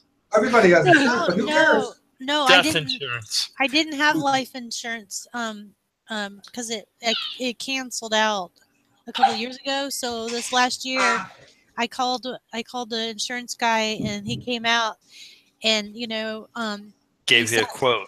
He sat down and gave me a couple different quotes and everything. And I What? And I said, he goes, do you have any questions? Because I was quiet the whole time. He was explaining stuff Right. because it was just like a rerun of everything that had already through my head. Right. Previous years when I had life insurance. So I just listened, and then he's like, do you have any questions? I said, yes, I have one question. I just have to ask you. I'm like, so if I'm raptured out, then if my kids are left, Yeah. then you Do they get the prize money? you get the money. But And then they probably have to have a body, right? he looked at me and he goes, no, because you don't technically die if you're raptured out. Yeah, that's wrong. Yeah, he's right about that. No, he's absolutely wrong about that. That's not true. But don't you need a body for proof? No, you don't. No, you don't. I mean, like for example, when somebody murders somebody, they can't find a body, they can't find the evidence. You're declared dead. They can declare you dead, of course. That's what would happen. Yeah. You'd be declared dead? Yeah, even if they can't find the evidence. If it's a rapture, who cares? It doesn't make any difference. And you got to understand that. If you're raptured, then you're declared dead just like a missing body, you know? Follow this through. You know how the believers are raptured, right? Yes. Right. Raptured, then they'll know. Well, your kids, as you know, Melissa, some are not of the age of understanding yet, correct? Well, what age is that? It could be 10, could be 7, could be 12 for some people. It's like whatever they understand, like, you know, heaven and hell, salvation. No, it's not. They understand. They understand They understand sin as it relates to the 10 Commandments. Right. 10 Commandments. That's what it is. Well, yeah, I think that could be pretty young, you know. So those kids, if they don't understand that, they're raptured too, because they're innocent. They're raptured too. People don't remember that. And yeah, like all the babies and. Oh yeah, they're gone. Now think of the spiritual deception when we're gone, and think of the spiritual deception that's going to be happening. That's God going to send a strong delusion so people don't dwell on the fact that we're gone. They're going to celebrate the fact that we're gone. Good. Well, they're going to think. You know what they're going to say? They say, "Oh yeah, aliens took them up. Or they got abducted by." No, because you believe in the rapture that our clothes will be left here, right? Yeah, technically, yeah. You don't want your clothes, man. They stink. Just take the body. Basically, as you've seen so many movies and stuff, right? That depict the rapture as our clothes. But they got to be neatly folded. That's the key. No. And you run in your Bible. No, you run in your Bible that flesh and blood cannot inherit the kingdom of God, right? Right. Well, then when we're raptured, our flesh and blood has to stay here. Our bodies will be dead. We'll be dead. So it will look like we drop. It'll look like we drop dead. Then you get the insurance money anyhow. There's the answer to the question. Well, that would also cover the fact that something happened, like a disease or something, and we all died. That's what it would look like. Yeah, that will work. Sort of like the Black Plague, you know? Exactly. And how many Christians are there? Not as many as you think. Yeah, but I never thought of that, and that's very interesting. It's a debatable topic because some Christians believe, we're going to be raptured. No. Our carcass will be out here, but flesh and blood will not inherit the kingdom. Interesting. Right. Don't you think, though, that we have a bigger purpose? But then again, isn't your body transformed? This mortality will put on immortality, like Jesus' body. To put on something, you need to take something off. So but then, get this: if you look at Jesus' body, you know, when he wrapped him up, and then he resurrected. This body wasn't there anymore. He had his physical body, the one that was crucified, came to life, and now it's glorified. So it was just changed. Yeah, but so he's originally got his body. So there was no body. So except Jesus was not. Jesus, no, because Jesus was not raptured. No, he wasn't raptured. Jesus was not raptured. I'm not talking about the rapture. I'm talking about the glorified body. Your body will be changed. That's true. However, there is one person that was raptured, just like we're going to be raptured. Who was it in the Old Testament? it was either Enoch and or Moses. No, Moses was definitely not raptured because they couldn't find. Angel, no, the angel had to go back and get the body because they didn't. The devil was fighting with the. He was with the disputing for the body, but they never found it. Right, but then because when the angel took it. But but the thing is, in the Mount Transfiguration, Moses and Elijah was there. Yeah, I understand. Yeah, so therefore they were, glorified, but not glorified, their bodies. But their bodies weren't there. No, their bodies weren't there. But the point was, I think somehow their bodies was there. The person who got translated was Enoch. Remember? Yeah, he got translated, but they never found the body of Moses. No. Enoch, Moses' body was taken. We know that the angel took it. I'm sorry, not Enoch, Elijah. I'm sorry, I made a mistake. No, he went up Elijah in the chariot.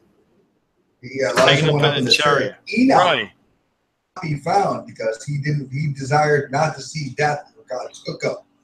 Right, that's true. Okay. He got taken up too. You're right about that too. He didn't. The point is not that we're going to be raptured, guys. The point is that we won't die. That's the point. We'll be the generation that won't die. Absolutely, that's the big part. People miss that. We're not going to die. In a moment, in the twinkling of an eye. Right now, we're talking on Facebook, right? Right now, we're talking on Hangouts. Well, okay? Google Hangouts, on YouTube, yes. We're on YouTube. The way the rapture is going to work is that in one instant, you'll be talking just like this, and the next instant, we're going to be present with the Lord. That's the way it's going to be. That's the rapture. And the trump of God that you hear, the announcement that you hear, how about this one, Melissa? The 100th blast. The trump that you hear in Thessalonians is an announcing trumpet. So you're not going to hear a trumpet. What are you going to hear? It just makes sense. What are you going to hear? Donald Trump. Everyone's going to hear their own name. They're going to hear Melissa, and boom, they're going to be in the air with the Lord. That's what you're going to hear. You're going to hear Tom, and you're going to be in the air. That's what you're going to hear. It's an announcing trumpet. I'm here. Come on.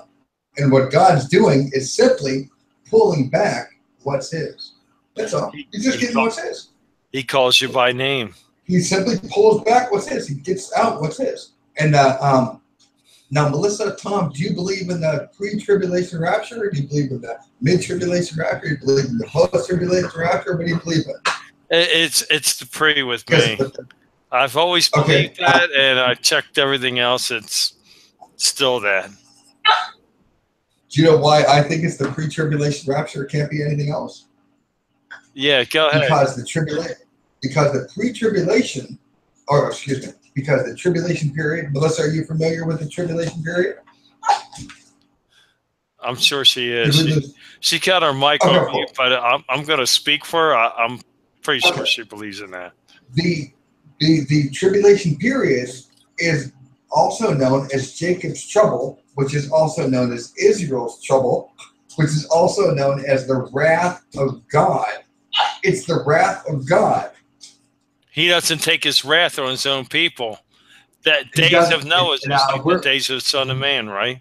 We are not His people. We are not His people at all. We're much more than His people. We're not Israel. We're sons. We are not His. No, we're not sons either. We are considered the bride of Christ. We are His body. We are the church. We're the body. We are His body. So why would He take a beating on His own body? Be like a wife beater, right? No, it's His body, which means it's Him. Remember, in Ephesians it said, "Let him who is joined together, let no man put asunder." Right, and the two shall become one flesh. One flesh, right? So if he would have the wrath of God on himself, it makes sense. That wouldn't make sense. It wouldn't make any sense. We got to be gone. No, like basically the way I believe, we are His people.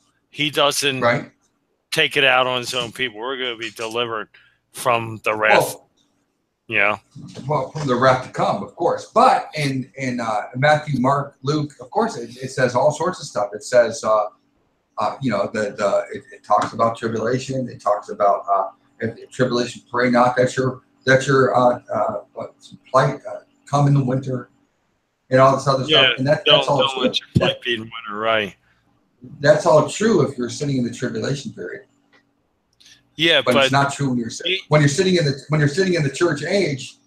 That doesn't apply to you. But it's weird. But because go ahead. Yeah, in other words, he will not take judgment out on him because you've been saved, you've been sanctified. That's right. Why would you be? It's just like Noah getting in the ark. God purged the whole earth. Purged it out. Sodom and Gomorrah. Right. But Lot got out. Yeah, in other words, you're not going to go through it. That's the reason why I'm a pre-tribulation rapture kind of guy. The way that I look at it is that we're on a plane, and the plane's as a destination. We're going. Let's say we're going to heaven. The plane's going to heaven. Hey, it's state versus standing. Okay, you're going to heaven whether you like it or not. If I got to tie you down in the seat and you got to go, you're either going to sit here quietly or I'm going to tie you down. I can't have you going crazy. You decide. Either I'm going to tie you down in the seat, tape you in, type your mouth shut, whatever it's going to take. You're bothering other people. You're going to go to heaven whether you like it or not. You're responsible for the condition. You're responsible for the condition you are when you get there. God doesn't make you, when you die, you're not translated into an angel. You are exactly the same piece of junk that you are now. You're the same guy you're the same guy that gave that guy at Walmart a hard time, the same guy that cut off the other guy in traffic, you're the same guy that took the burger, same guy. Right.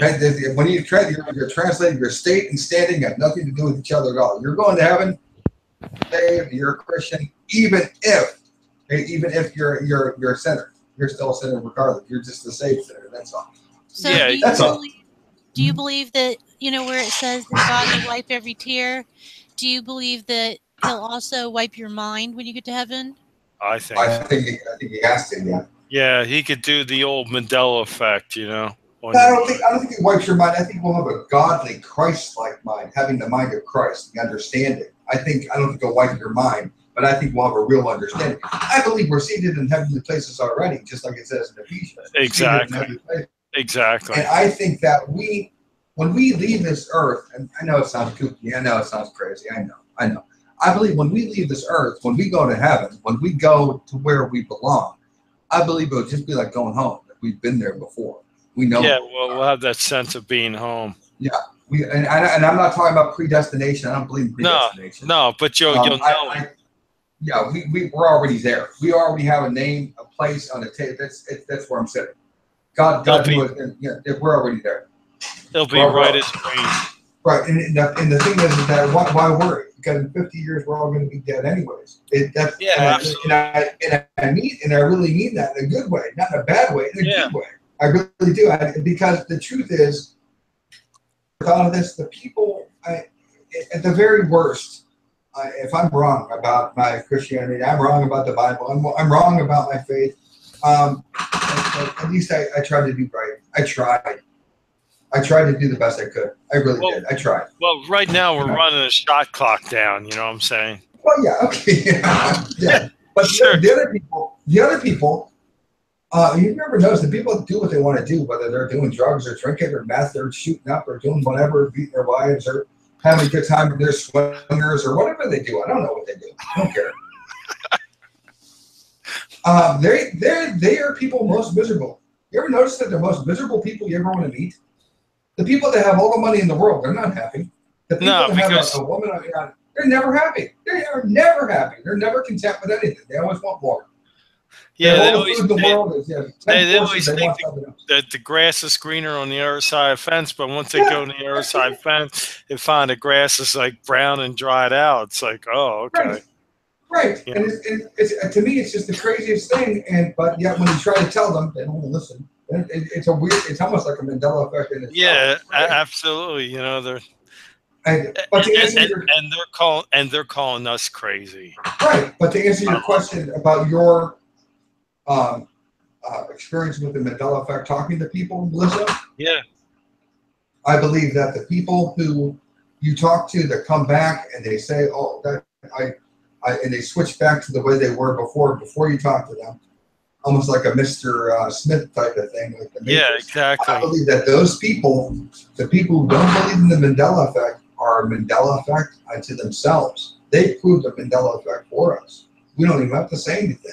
We look at them and go, how can a rational person be right, like that? right? Did they? Now that'd be like saying, do you? I imagine we're all in 8th grade, right? And then some cute girl comes in, and it's whatever her name is, Stacy, Tina, Lisa, I don't care. Okay, or a cute guy comes in for you, Melissa, right? Oh, isn't he just the most wonderful thing? And you're swooning over this girl, you're swooning over this guy, and you giggle about it, whatever, because you're in 8th grade. The next day, The 8th grade. you have exactly the opposite reaction. Oh, do you see Lisa, Stacy, whatever? Oh, no. Well, what happened? What happened? Yeah, I thought, no, I never said that. I never said that. We were all here. We saw you. No, I never did. It totally Mandela sounds effect. like something in junior high. Is this a junior high prank? The Mandela Effect, quantum effect is a junior high prank. 8th grade. I remember those years. Because believe me, when you're going through it, you got to be sitting there. I've been through it. Tom, you've been through it. Melissa, you've been through it. As you're going through it, watching these people, as you're pitching yourself going, am I awake? Because I know I had this conversation with you. That you said that you saw. You said that. Whatever. Whatever. Is it Sloppy Joe Day? Whatever. Because I'm back in 8th grade. I can't believe this. You know? Right. Ugh, sloppy Joes. Right. Ugh, gross. Oh, I remember them in 8th grade cafeteria. Well, back in Sloppy 8th Joes. grade it was. But you know what? Lunches were only a quarter. So. They had these raunchy burgers. Oh, it was terrible. It was terrible. Oh, Junior high was they don't have junior high like that anymore. Now it's 4 grades in the middle now. Did you know that? It's 6, 7, 8, 9, or I'm sorry, it's 5, 6, 7, 8 now in middle school. is that junior high school now? 5, 6, now 7, junior 8, high 9? school. Yeah, no, 5, 6, 7, 8 is junior high now.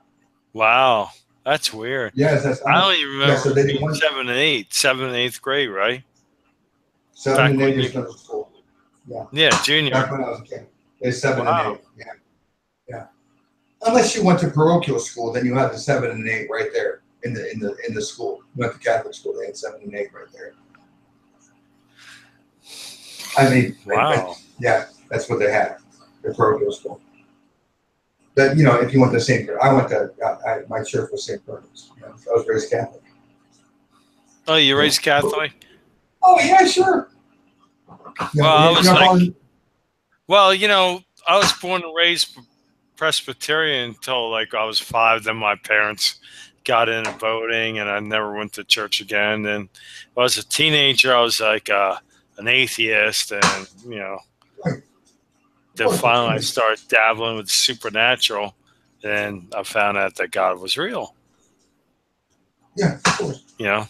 Yeah, well, I was a typical teenager. You know, you drank a terrible drinker because you know I weighed all of whatever 60 pounds. Smoking pot, drinking, smoking pot, yeah, right, and just being a bad kid.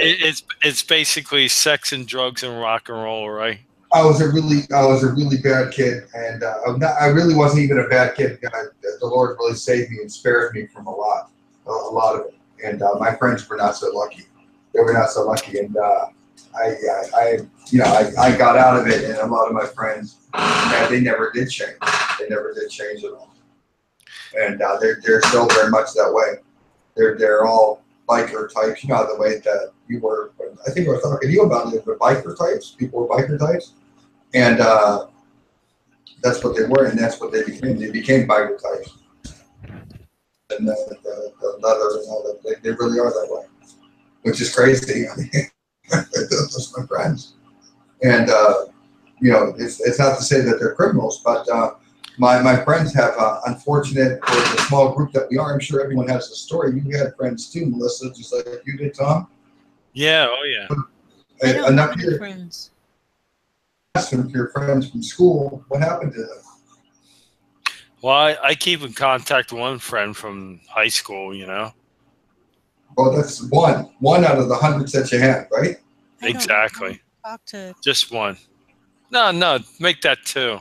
My other friend, he became a homosexual, and I still talk to him, but you know. Well, I have a pretty good sense of humor on things. I try to anyway. So one of my first, when I first joined Facebook a few years back, whatever it was, 4 or 5 years back, I said Facebook is great. Now I can. Awesome. I said Facebook is great. Now I can keep in touch with all the friends I try so desperately to stay away from. Yeah, exactly right. Yeah. Because that's what it is. When you got friends, you know, you say I'm from Pittsburgh originally, you know, and I don't associate with them, but they're all on Facebook. Yeah, but it's like you reconnect to the right, people exactly. you try to run away from. And my friends are like, you know, I have a dozen friends, and I talked to my one friend who would a friend of my brother. My older brother is deceased for 20 years, been dead for 20 years. Wow. And he has friends. He had friends, and I still talk to his friends because we associate with the same people. And I said, you know, it's funny. I said I have all these friends, these girls. And I said they still talk to me and everything. I said it's very strange. I said the guys really not so much, but the girls do. They all talk to me and they all say hi. He goes, well, that's nice. I said, well, what do you mean that's nice? I said they're waiting to see. Oh, you're still married? Yes, I'm still married. Okay, well that's nice. Yeah, yes, I'm still married. I'm still, you know, like, yes, I'm still married. And she goes, she goes, is that really the way it is? I said, of course it is. Of course that's the way it is. And it's the same thing. It's the same thing with guys, single guys. So how many years you been married, Ty? 22. Cool, man. I've been married 30 years. For 22 years. How about that? You guys are so darn lucky. Yeah, I know, but it's because I have a kid. It's not anything to do with me. It's my wife. Oh. Nothing. My wife is just a good. You know. Bottom line, marriage is commitment. That's it. Had nothing to do with feeling. It's like when you make covenant. I don't have a problem with commitment. I have 5 dogs, 7 cows, 11 cats, 45 or 46 chickens. Obviously, I don't. Yeah, I think you're on the fence about that. I'm sure. I don't There's have a any chickens. problem with commitment. Chickens what makes a difference. Yeah, it's just the evenly yoked. There's the people around me, they're just. I mean, I dated one guy. I asked him, and this is what I dealt with the whole thing. I know, probably going off subject, but that's fine. I asked him, I'm like, do you believe in God? And he was like, yeah. And I dated him for a couple months, and then one day I was like, so do you go to church at all? We're talking about it, and he was like, no. And then I was like, you said you believed in God, and he was like, well, I believe there's something out there.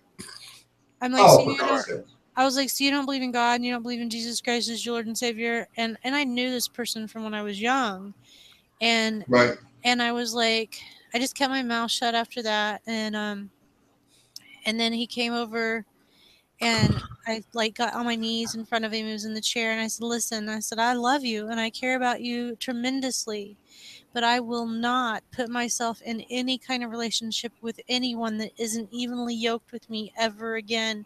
I've made that mistake, and I'm not going back there.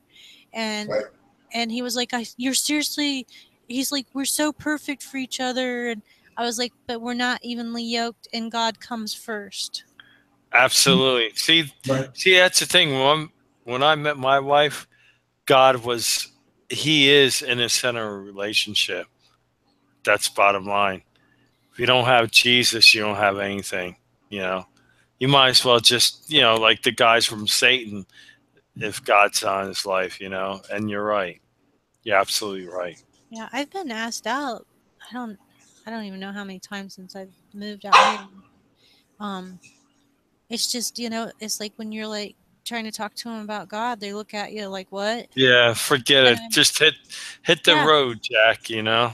So then I'm like, you don't need I that. just have to try to be nice and be like, I love the Lord more than anything in the world. And if someone's going to be with me, they're going to have to love the Lord more than I do.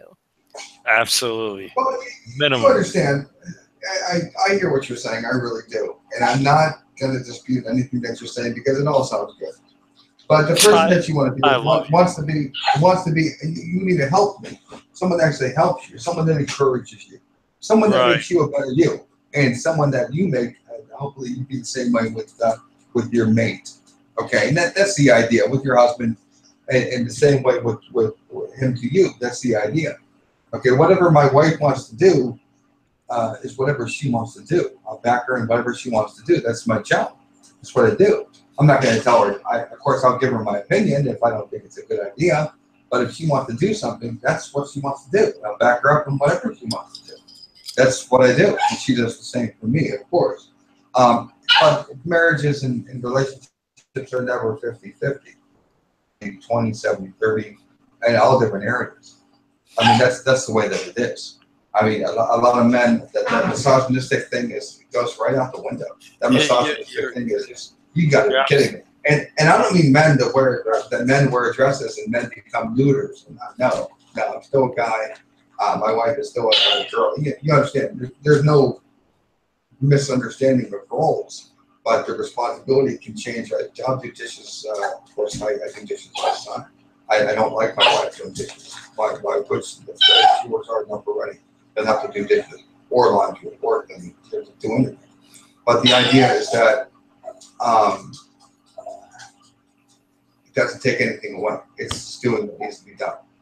If it's homework, if it's calling the schools, if it's going to the doctor, it's just do what needs to be done. And if you can find somebody that will help you be the person you want to be, that's what you need. You know. Yeah, so you guys start looking for someone for me. No, that's not the way it is. Because the idea, it sounds good, but the idea is that if you're not happy, I tell people this all the time. I really do. I know it's another subject, but I tell people this all the time, and it's kind of shocking to them. But if you're in a bad relationship, and I'm not talking about someone who's married, that's completely different. I'm talking about these kids that jump in, they get in these relationships and just go crazy. And they don't know what to do, and the girls always want to fix the guy. The guy always wants something, wants to make the girl into something that she's not. It's always backwards. It's always backwards. And but you understand what I'm saying, right?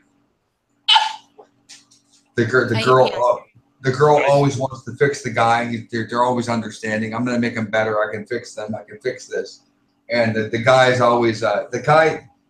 What is it? The guy wants the girl to never change, and she always does. The girl always wants the guy to change, and he never will. That's what happens. But big long story short, I tell people all the time: if you're not happy, get happy, because life's too short to waste your time. If you're with a jerk and he's not treating you the way that you want to be treated, get with someone that makes you feel the way that you want to feel. And I'm not saying that because there's people out there that treat dating and treat relationships like they're trying on shoes. I'm not with him anymore. I'm with this other guy. What? It's Tuesday. You were just with him yesterday. I know. I'm not. I'm with another guy now. Well, that's crazy. You can't do that either. But you understand what I mean. You know exactly what I mean, Melissa. You've seen this before, right? People and yeah, as you're saying that, these words are running through my mind. It's like, yeah, like on Tuesday I'm with like a Georgie, and like on Wednesday I'm like with Johnny. You know what I'm saying? Right, exactly. It's crazy. And I'm just like, it's crazy. Oh my gosh. And that's the type is pushed. Insane. The type is pushed to where, I'm just, we're just seeing each other. We're not doing anything, liar. You are doing stuff. No. He's my friend that pays my car bill, pays my insurance. He's my friend. The other one's just a friend. He pays for my apartment. He's my friend. He gives me his credit card. Yeah, what are you doing? Nothing. We're just friends.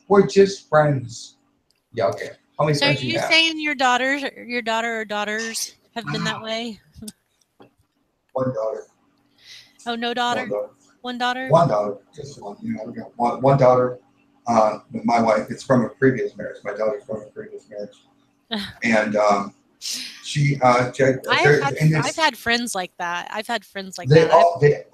It's epidemic. The whole generation is like that. They're all like that. But like not all of them are like that, because my daughter's not like that. She would not accept. She would wonder why someone's trying to give her money. She'd be like, "What do you want?" No, I'm not taking it. Right. Well, that would, and your daughter would then be, I'm sorry to say, would be the exception to the rule, because it's not like, you remember back in the day, without getting into ages of you, Melissa, or anything, but you remember back in the day when you maybe were drinking in high school. Like, if you're drinking in high school, you were one of the few kids that did, or you were smoking pot in high school, you're one of the few kids that did. Now, everybody smokes pot, everybody drinks, and if you don't, you're one of the few kids. Yeah, that's true. Back in the day, it's completely different now. You don't. I'm sorry.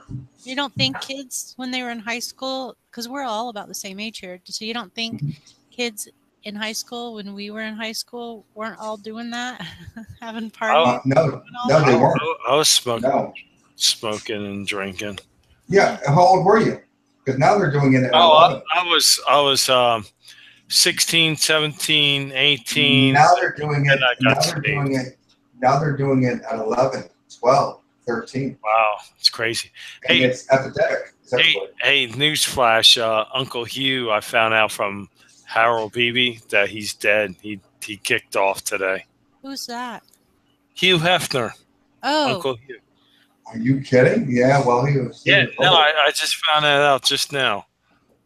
Well, guess what? That's the first time I heard something like that, and I know he wasn't dead, and now he is. So there you go. Hugh Hefner was definitely not dead. No, he was always alive. Yeah. Like I said, I'm rolling the dice again. I think Billy Graham's going to kick off this Saturday. That's what I have found out. Have you seen the same thing? What? Have you found out the same thing? Sorry, go ahead. No, what were you going to say? Melissa, that's for you. Oh, I was just asking Tom about his dates. Is that your 7 days before something? Well, the thing is, like, I had 7 days before September 23rd, and after that, like, washed out. Then I said, okay, let's go for another 7 after 23rd, which is coming up to this Saturday, which is Yom Kippur and stuff. So I'm rolling the dice again. If he kicks off this Saturday, then, we're definitely there. If not, then the only thing I could say, when he kicks off, he got 7 days. I mean, this is pure speculation. You know why he says that, Melissa? Yeah, because he's the last day Methuselah. He thinks he's the last day Methuselah, right? Yeah. Interesting enough. Interesting enough. Yeah, right. I know. I mean, I gotta be creative. I mean, but I'm taking the dice, and You could have just easily taken Hugh Hefner, saying he was a modern day apostate, and this was Sodom and Gomorrah, and he was actually like, maybe. I like that theology, but the dates aren't. Now, if he died on the 30th, then yeah, I can roll with that. But the timing's off. But if Billy Graham kicks off this 30th, then we got something going. Otherwise, one of the things that I noticed, and that what I was going to bring up, but I didn't want to talk about, was that people that were dead and were alive, and then they die. They die. They were dead. They're alive, and then they die within our timeline. They're dying. Right. So basically, the people that were dead, now they're not dead. We can say, hey, these people, they were dead. Are they dying in our time? Yes, they're dying in our timeline. They're dying because they've already died. That's what was one of the people that had died that have already died? There's been quite a few of them. Of course, there's Mandela, obviously. But, right, but I don't share that one, and but that's okay. That's okay. Okay, let's try think. Who kicked and came back to life? Jerry Lewis, didn't he die and died again? Jerry Lewis might have. What? A guy I knew. There was all kinds of posts on his Oh, that's Facebook. right. You told me that one. Yeah, and This is a personal Emmy. yeah, he had died. I mean, I didn't know him personally, but I knew him. Like, I knew he Right. cooked for a living, and he was super nice and sweet. Um, but he died, and I was like, oh, that's horrible, you know. And And then then he like, was alive. and then now like a couple months ago, I'm like strolling through Facebook, and I'm like, what? You're with your brother. You had a slight heart attack. What? You're at your brother's house. What's going? Is someone playing a joke with his face? I'm like, seriously. Right. And I'm like, It, okay, it, maybe it was somebody else and not him. And I'm like, no, it was him. I know it was him. There were two specific instances personally, and not Hollywood. Two. One was a girl, and this is and the reason why I don't have more Mandela effects for you guys personally is because I do not live where I grew up at. So I do not live where I grew up at. So I live in Ohio, but I grew up in Pittsburgh, Pennsylvania. Okay. That's where I spent most of my formative years, and then in New York. So I do not live, so I can't look at a building and say, "Oh, that's changed. This is changed. That's changed." But I am in contact with my friends from Pennsylvania, newly in contact with them over the last couple of years because the extension being the Mandela Effect, and I'm finding things personally that they're telling me that doesn't jive with what happened. So I'm getting it. So that brings me back to Mandela Effect. One of them was my friend that I saw many years ago. She had a daughter, and I said, "Oh, look, you have a daughter. Who is the father?" And she told me the father, and I must call my share. I said, "I can't believe that. Really? That's the father? I'm so sorry to hear that." I didn't say it that way, but that's what I'm thinking. And I asked her again, just recently. I said, Who is the father?" And she told me somebody completely different. And I even said, "Isn't it this guy?" And she said, "No, I don't even know who that is." Huh. Now, how in the world would I get that guy's name out of the blue? I didn't. She put that together. I didn't. She told me. You know, before the Mandela Effect, you would have just passed that off as like, well, that's really weird. That is Yeah. No, because I have a really good memory, and this is a very where like your eighth grade teacher, your ninth grade teacher, your friend, your boyfriend in high school. You understand, Melissa? You would know who these I are. didn't have a boyfriend in high school. Okay, well, I was square. okay. I had another friend that I talked to when I was in when shortly after I left school, because I lived somewhere else. I moved to New York, and I was asking about what was going on in my old school, and it was a senior year, and he said, "Oh, there's so much stress. You wouldn't believe how much stress." "Oh, this guy," mentioned his name, "committed suicide. There was so much stress." I said, "You're kidding. Oh my God, it's terrible." He goes, "Yeah, I know. Nobody could believe it. Yeah, he committed suicide." I said, "Oh my God, that's terrible." He's alive now. It saves funeral expenses, that's for sure. No, but he's alive now. It's 20 years later or 30 years later, and he's alive now. Wow. And I can't go back. Can't go back to the guy. I don't know where he is. To say, "Hey, did you tell me?" But I know he's alive now. He's on Facebook. I know he was dead. I know. What do I do with that? Can I share that with my friends? "Hey, by the way, he used to be dead." Yeah, I can't even. What am I going to do? I'm going to request them. You'll be known as a whack job, but a lot of people remember Billy Graham kicking off like X amount of years ago.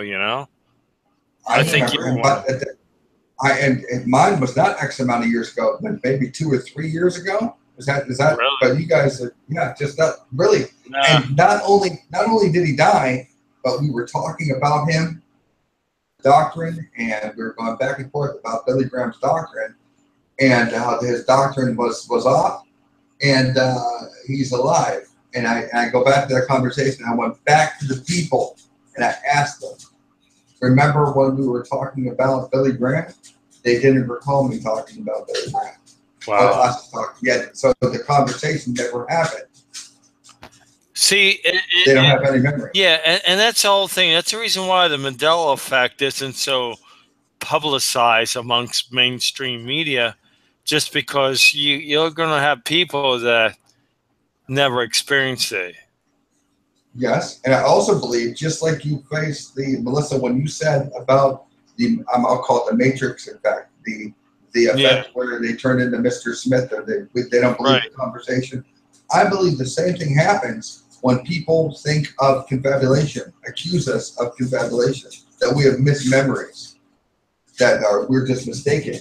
I think that is I don't know, a disease. I don't know. I don't know. I don't see how they can think it's always said a darn wolf in there. Well, exactly. And I don't know how they can tell me that my friend's still alive. Or how they that this guy I knew. King James Version Bible, why it doesn't say wine sacks anymore when it was wrote in 1611. Right. Well, we really have good. But the thing with the Bible is that we've got good reason. Hello, couch didn't exist back in 1611, buddy. Not only this, it's always been there. It's always been there. Well, how can it be there? Couches didn't exist. What? I don't understand. I don't understand. What's wrong with couch? Well, listen, C-O-U-C-H, couch. You remember couch? Yeah. It doesn't exist in that time. Yeah, I know. It doesn't exist. So if you bought this couch from IKEA and I took it over to King James and I sat it down in front of him, what would he call it? A couch? No. We wouldn't call it a couch. Right, you're right. So, that's wrong, right? I always say the greater miracle, pick up thy couch. I mean, yeah, you can pick up a couch. Pick it up by yourself. Yeah, that's a greater miracle.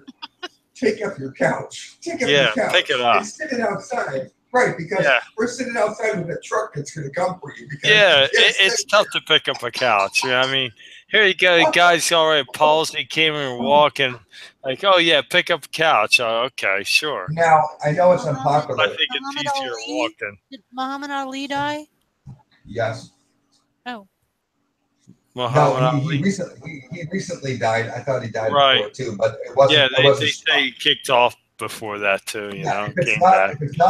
If it's not for sure strong with me, I don't stick with it because I have to be able to defend it. Yeah, it's all. But Billy Graham, you definitely remember him kicking off, so that's good.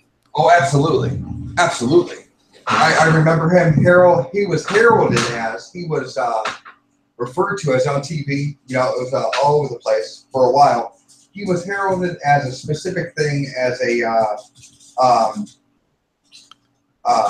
counselor, not a counselor. He was not a mentor. He was an advisor. He was an advisor to the president of the United States, right? Yes, he was an advisor, and all the living presidents were there.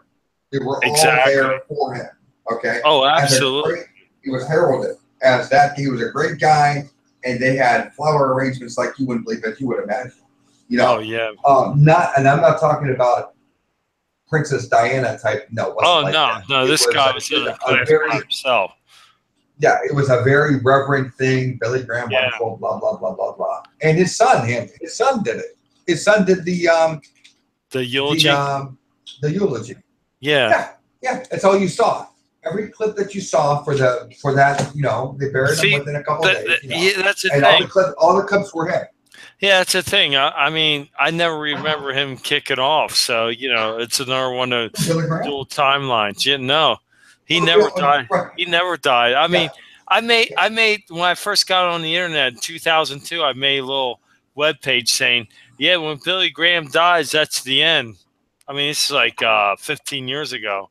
I'm still waiting for the guy to kick off, like in my timeline, because once he kicks, man, that's it. I'm convinced. You're doing it. I'm speculating that you're doing it because you're tying that in with the churches and Revelations. That's what you're doing. You're tying it in with the churches, and you must think that we're the Church of Philadelphia. I'm just thinking like a day, like Methuselah. I'm obsessed with. He's a modern day Methuselah. I'm telling you, you are thinking that I'm telling you, you must have picked it up from Revelation that we're in Philadelphia of the Philadelphia age, and that would be the last one, and the age would be done. It might be, but it might be, but it's well, a lot better than thinking Methuselah. He's a modern day Methuselah. I mean, where'd you get? As in, where'd you get Methuselah? Methuselah sounds like you got it off of a can of SpaghettiOs. No, Methuselah. I mean, no, really, because Methuselah. I mean, I get the right to have a whacked out theology, and this is one of them. Is like no, it's okay. No, Methuselah. He died.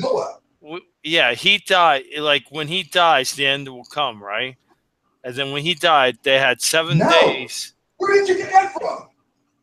It says in the Old Testament, like his name means when he dies, the end will come, right?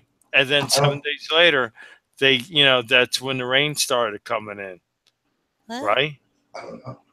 No, I don't think so. Yeah, read it. I believe it or not, right? I was under the impression that Methuselah did get on the ark. No, Methuselah died. I know, you told 7 days later, it started raining, correct? I don't know. I was in the. Yeah, when he died.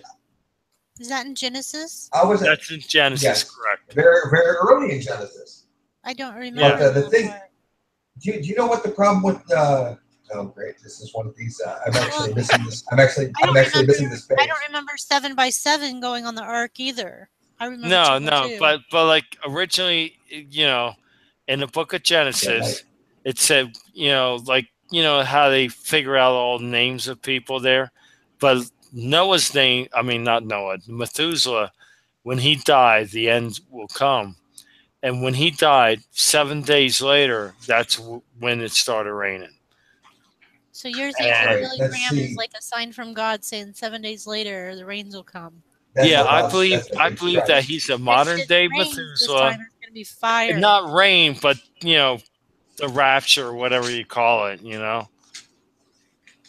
We'll be out of here before the judgment falls on the earth. Okay, well, does anybody, just a little bit of theology, does anybody know what the big deal about Noah was?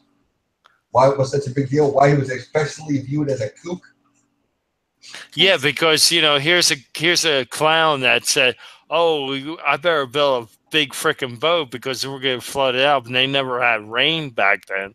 It was only dew that was on the grass. So, like, the concept of getting flooded rain was like a nutcase. Like, there was no rain at all. Right. There was never any rain.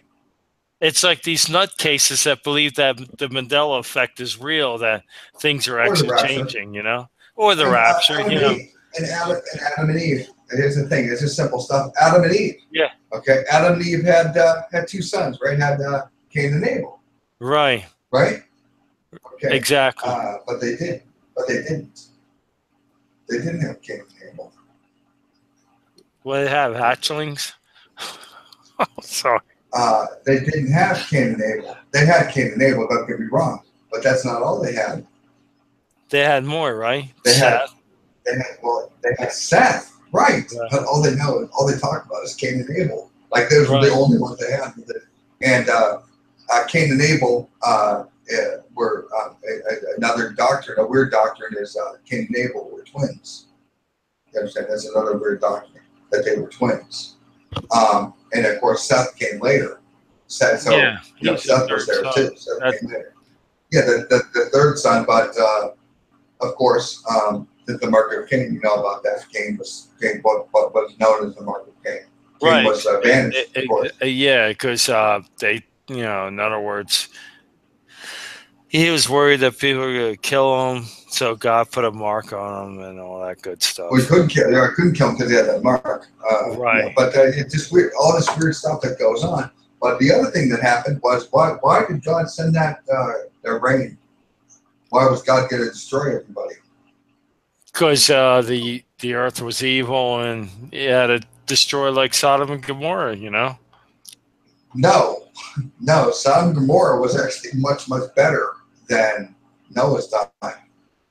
To wipe them out because it was only evil in their mind continually. Remember? Evil in their mind continually. And they were cohabitating with angels.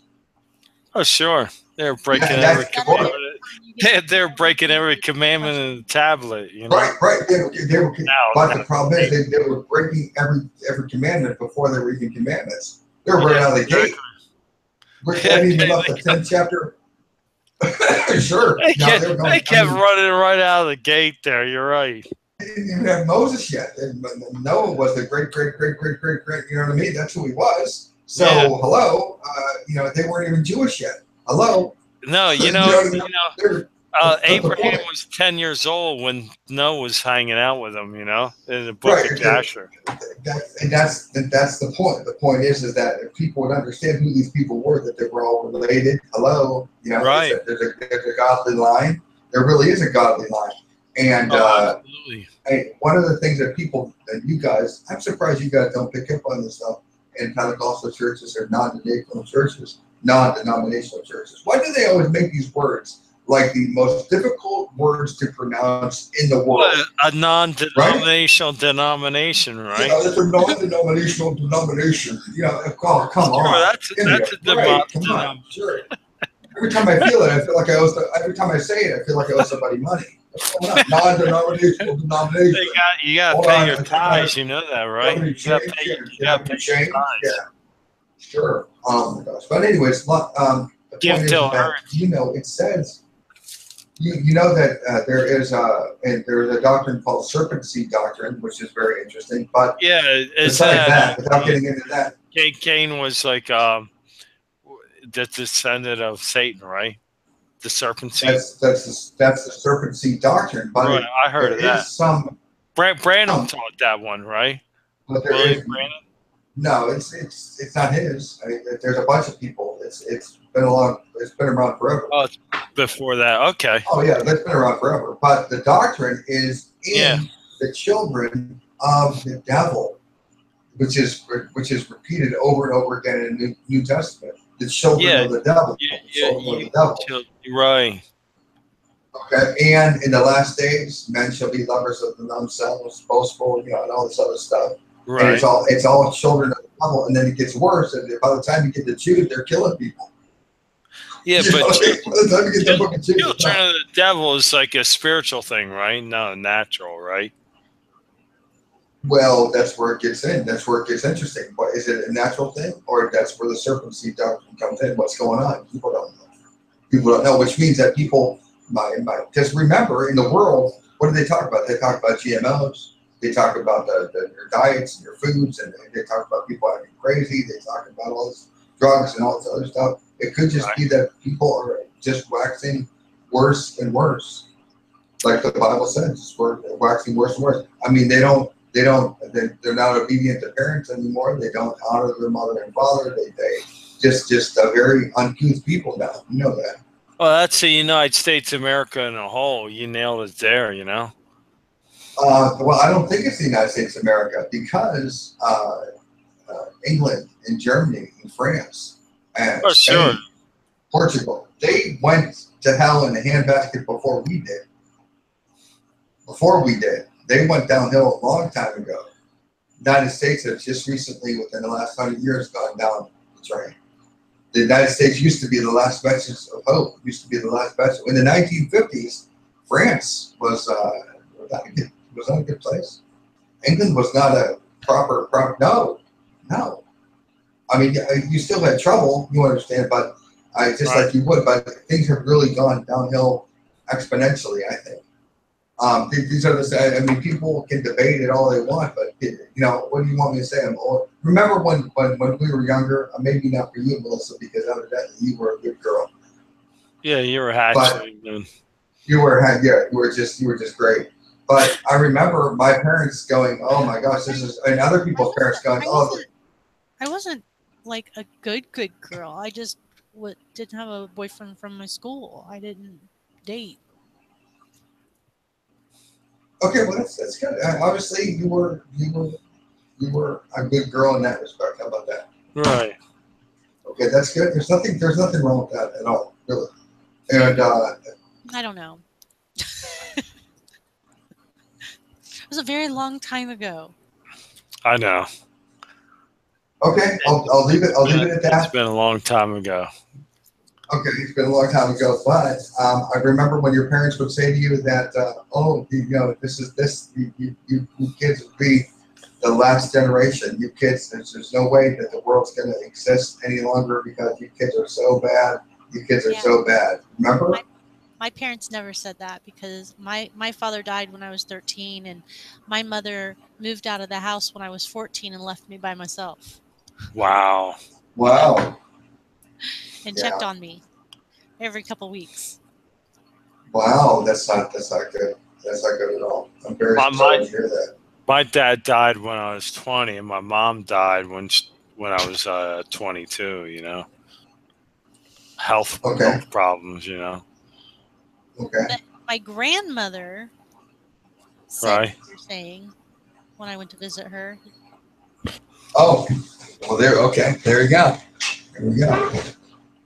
I can't imagine you being any type of trouble. Anybody that has as many dogs and cats and takes care of so many people. No, I can't imagine it. I think it was because I was lacking in the love of being taken care of as a child that I want to take care of so many things. So I'm like outreaching. Wow. I don't believe so. I don't think that's something that can be learned. I think you have a good nurturing spirit about you, and that you're a very decent person. How about that? Well, thank you. That sounds a lot better. Everybody knows that. Anybody who talks to you, right, Tom? What's that? Don't you think obviously, Melissa's a very caring, very nurturing spirit, obviously. Oh, yeah, she sure is. Absolutely. Yeah, absolutely. Everybody, anybody that talks to you gets that right away, that you're a very caring, very kind, very compassionate person, obviously. That you have that in spades. It's obviously, you have that. And I just wanted to share that. I don't know why I said that, but that's it because it's obvious. And I don't think it's something that you learned. It's something that you are. So what did you do with the people that obviously you're a Christian, but what do you do with your since you see the Mandela effect? Do you consider yourself to be empathic? Are you asking me or Tom? Yes, yeah. Melissa. You. I don't call it empathic. See, everyone around me keeps saying that. I keep repeating discernment, discernment, discernment, discernment. Okay. Yeah, because to you it's semantics. It has to be discernment and not empathic. It's just discernment. I like that. That's good. That's good. So you view it as a gift from God. Every gift we have is from God. Everything is from God. Yes, I understand. But you yourself view it as a gift from God, but it's still there just the same. I don't know. Is it something that have you had discernment all your life? Yes. How I accept it stronger now. Right. Because all my life I've been able to meet people and I knew instantly whether they were good or bad or troubled or suicidal, troubled. And sometimes even when they were bad, there was something about them that I felt like I needed to be near them to help them through something. And so I would, even though I knew I was putting myself in harm's way or danger, I knew God would protect me so that I could help them through whatever it was. That's a very nurturing spirit right there. So 9 out of 10 times the destination or the helping them achieve whatever it was worked. Even it wasn't me though, it was the Lord. I understand, but it still sounds very good. I try to help people the best that I can. I really do. Whether I do or not, I don't know. Some people, I guess I do. Some people, I think, frustrate more. I don't know. What about you, Tom? Would you think of yourself as a helping person like Melissa? Pretty much. Not strongly, but yeah, a helping person. I disagree. I think you are very much a very helping person. I just like to pull people together. That's for sure. Yes, but I think you're a very nurturing person too, just like Melissa. Just you talk, you are very very able to help people, to console them. Melissa, obviously, if you can hear it, Melissa, it's funny because just everything that Melissa does is that way. Just the way that she talks that way, and you can just hear it. It's just Melissa, Very. And when she went out, when you were going to talk to. Hey, how you doing? Oh yeah, this is my daughter, Tiffany. Hi. Hello. How are you? I can hardly hear it. Okay. Hello, hello, hello. How are you? How are you? How are you? Oh, I'm doing great. Aww. Now, Tiffany is the one that pulled the prank on your mother, Tom? Yes. Yep. Yeah, that's the one. That's the one.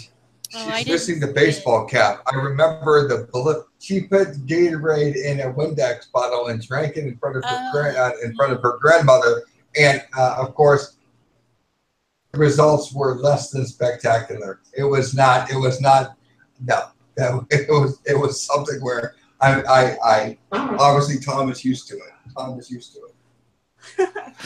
Yeah. Yep. Tom had no reaction at all. He was Gotta get those views. Did you get a lot of views on it? I can hardly hear you guys. It sounds so low. Did you get a lot of views on it? Oh yeah, I got almost about 250. Wow, that's great. Yeah. So you are Tom's daughter? Yeah, she's my youngest one. Yeah. Okay, and so you are stalking your dad. That's great.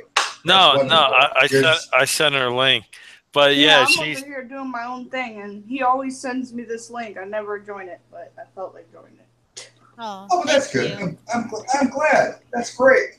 Yeah. Yeah, we were talking. We were just talking about you. No, we weren't. We weren't. No, yeah, but like I was gonna say, I showed her about the Mandela effect, and she sees it, but of course, Mama doesn't. Oh no! Right, sweetheart. Hey, Tiffany, these are the people I talk to. Yeah, I figured. Yeah, I'm actually over here. There he is. Yeah. Do you watch your dad's videos? Do you watch the whole chats from your dad? No. Well, it's long and drawn out. Yeah. It's like listening to his personal conversations, huh? Mm-hmm. It's not that bad. It's not that bad. It's very varied. It's very interesting. Different points are brought up. It's pretty, I don't think that cool. he would have a personal conversation with anyone that would be bad. I can hardly hear you guys. Hold on. Tiff, why don't you put the headphones on? All right, let me get that's what it is. We're wearing headphones. Melissa, are you wearing headphones? I am. Okay, that's what it is. Yeah. That's what it is. Yeah. I'm surprised she hears anything. She has headphones. Oh, that's right. I do have speakers on the computer. Well, I have speakers on the computer too. I never use. I always. Did you guys read the book, the Mandela Affected book from Stop? No. You didn't? Yeah, I did not. Brian sent me a the file itself. I couldn't open the file, so I went ahead and just bought a couple of them. Hey, Dad, look at my theme park that I built. Oh, wow, it's nice. Is that a game online or like? Yeah, it's a computer game called Tycoon Lagoon that I downloaded. On your computer? It's a theme park one. Yep. It's the amusement park one, theme park one. Amusement park, I think it's... Is it a theme park or amusement park? Amusement park, because I got everything. The animals broke out. Oh, no. How many animals do you have? A lot. I don't even know. And how long did it take you to do that? Probably about 10 hours. I built this museum. That's not bad for 10 hours. That seems very vast. Yeah. Doesn't it? Yeah. That's a lot. That's a lot. I have unlimited money, so I was able to do everything. It looks pretty cool. Thanks. Tom, so what are you doing in your spare time that your daughter has unlimited money in the tycoon game? Oh, we're just infinitely rich, you know. I understand. Yes. I mean, you got to remember Uncle Hugh just died today, so I'm sure the He did? inherited. Yeah, he did. Believe it or not, look it up. I just found it out about a half hour ago. Oh, I'm about to go look it up right now. Yeah. Go. Get away from I'm me. more aghast that your daughter knows who Uncle Hugh is without any further prompting. Oh, absolutely. I'm aghast. Yeah. Because your daughter, of course, your daughter's not nearly old enough to understand who Uncle Hugh is, but that's okay. Yeah, you know, I'm 21. Oh, I understand. Yeah, I have clothes that are older than you, but that's neither here nor there. I do too. That's so funny. Oh. I'm about to go look it up. I have this one shirt, and my oldest is constantly like trying to snag it from my closet, and I'm like, "Listen, I had that in high school. It's older than you are. You cannot take it." Oh my god! Right. Here, let me tell you, if you are apt to yell out what age that you are still young. Yeah. That's how you know you're still young. If you can blurt out how old you are with a big smile on your face, I'm 21. You are very young. That's what it means. That's how no one that I know will blurt out their age anymore. They will look around quietly. They will whisper to you. They will send you a message and let you know that they will never tell you what age they are. Don't ever ask again. That's rude. And then you can do the math and figure it out yourself. But they never scream out in a chat, "I'm 21." And you might have emojis and everything going off at the same time you said that. Oh, look, she's multitasking. Yeah. Did you see her? Yes, she's multitasking.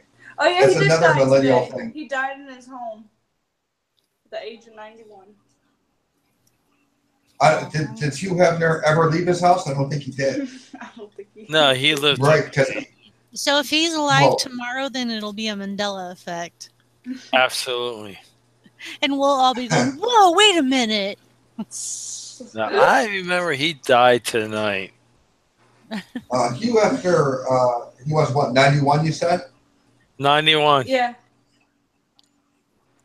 I'm about to put rest in peace on my Facebook. I keep waiting for someone closer to me to like pop up from the dead and me being like, "What?" What a year. I don't want that to happen. I don't want it to happen, but either that or we wake up in the morning and I'm like, "Hey, good morning," and everyone's like, "Oh, blah, blah, blah, blah, blah." How many of us, when we found out about the Mandela Effect, how many of us checked our IDs? How many of us checked our social security number? Did we do that? I did. Did you? Yeah. Oh, no, I didn't check the social security number. That's a good idea. I checked everything. Yeah, I checked everything. Wow. I really did. I checked everything because I said, it's changing. I got to see. And what is his name? The guy that did the Family Feud after Richard Dawson. Right. Oh, Steve Harvey. No, not Steve Harvey. He's the one who does it now. Louis Anderson. I'm still kind of like the publisher guy. You never heard of Louis Anderson? Then you don't. Yeah, that's right, because you guys suffer from a different type of Mandela effect. Louis Anderson, his daddy died of a heart attack. Children's show on TV, a cartoon called The Louis Anderson Show. And he died of a heart attack. I've been hearing that before. The Louis Anderson cartoon stopped. The Family Feud stopped because it was Louis Anderson that did it.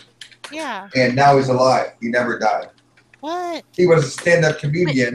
Wasn't very funny because shortly after he started to do his stand-up comedian act, create the things that weren't funny from his childhood that were actually childhood abuse, and he incorporated it into his act, and then he became an advocate for child abuse, anti-child abuse. And that's Louis Anderson. He died, and he's still alive. He would be akin to the same type as John Candy, Tom. But John Candy's still dead. He's still dead. John Candy is, yes. But and I would love to do a timeline to see if people are dying and are being alive from the same particular time period. But Louis Anderson died. Louis Anderson died a long time ago. Just like Gene Wilder died a long, long time ago. Oh, yeah. You believe that Gene Wilder died, right? The guy that did Willy Wonka. yeah, he did die, did he? God, He died just recently. But in your mind, Melissa, when did Gene Wilder die? I never thought about that. Gene You know, Wilder. Willy Wonka. Yeah, Willy Wonka. Willy Wonka. From the 70s. The rowers keep on rowing. They know which way they're going.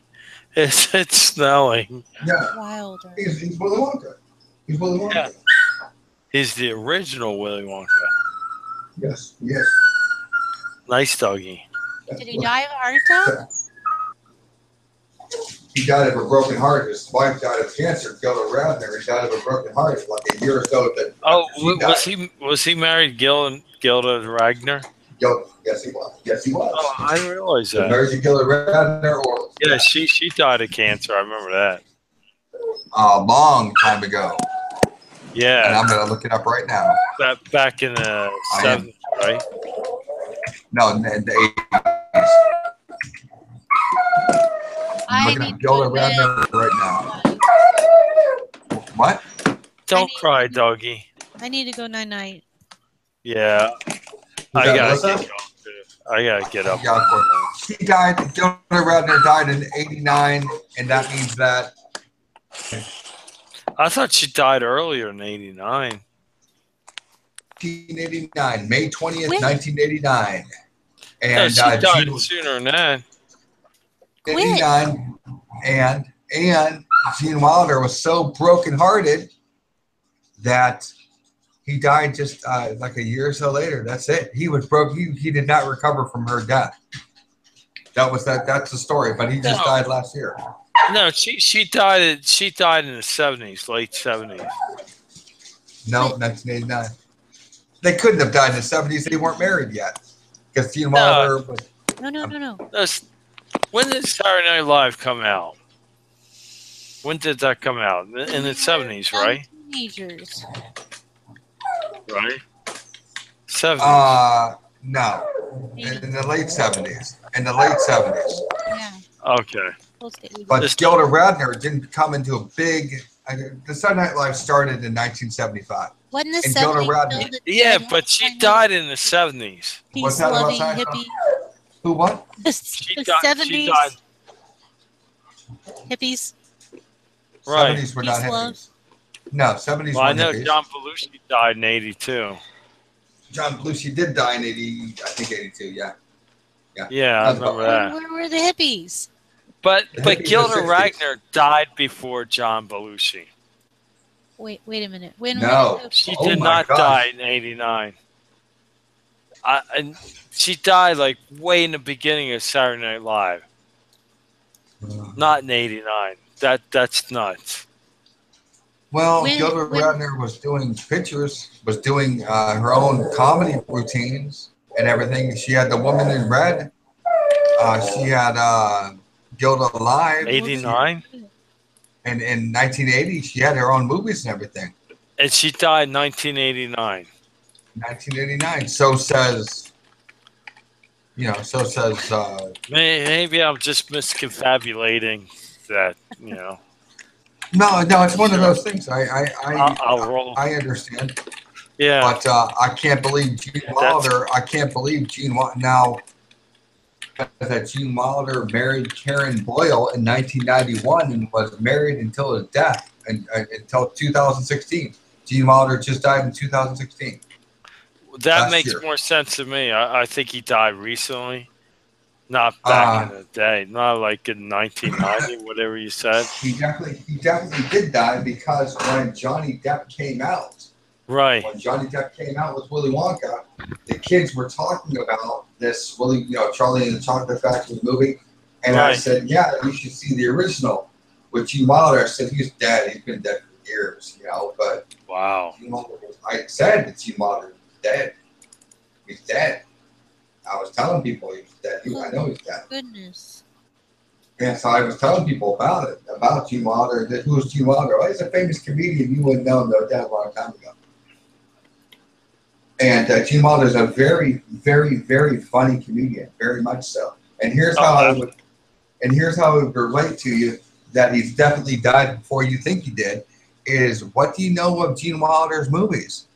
You know Blazing Saddles. Right. You know Young Frankenstein. You know Willy Wonka. Well, that's 1971, 1974. That's what that is. What did he do? You guys. All right. Night. All right. Night. I could stay on here forever, except I have to be up early. I know, no problem. I'll talk to you soon. Yeah, I know. Okay, I gotta take get up care. too. You guys have a good night, okay? All right, Melissa. Thank you. All right. Have a good night. Bye, Tiff. Tell your daughter I said bye. Okay. I'm sure she hears you. She's lost dealing with you having her. Good night. Yeah. Right. Checking up on Uncle Hugh. All right. Well, Ty, it was awesome having you on there. Yeah. I get up in the morning too. All right, no problem. I'll talk to you soon. All right. Talk to you. All right, bye. All right. Hey, Tiffany. Tiffany. Okay, there it is. Tiffany. Good night, everybody. Thanks for joining, and we'll be on maybe tomorrow night. God bless you. Have a great night.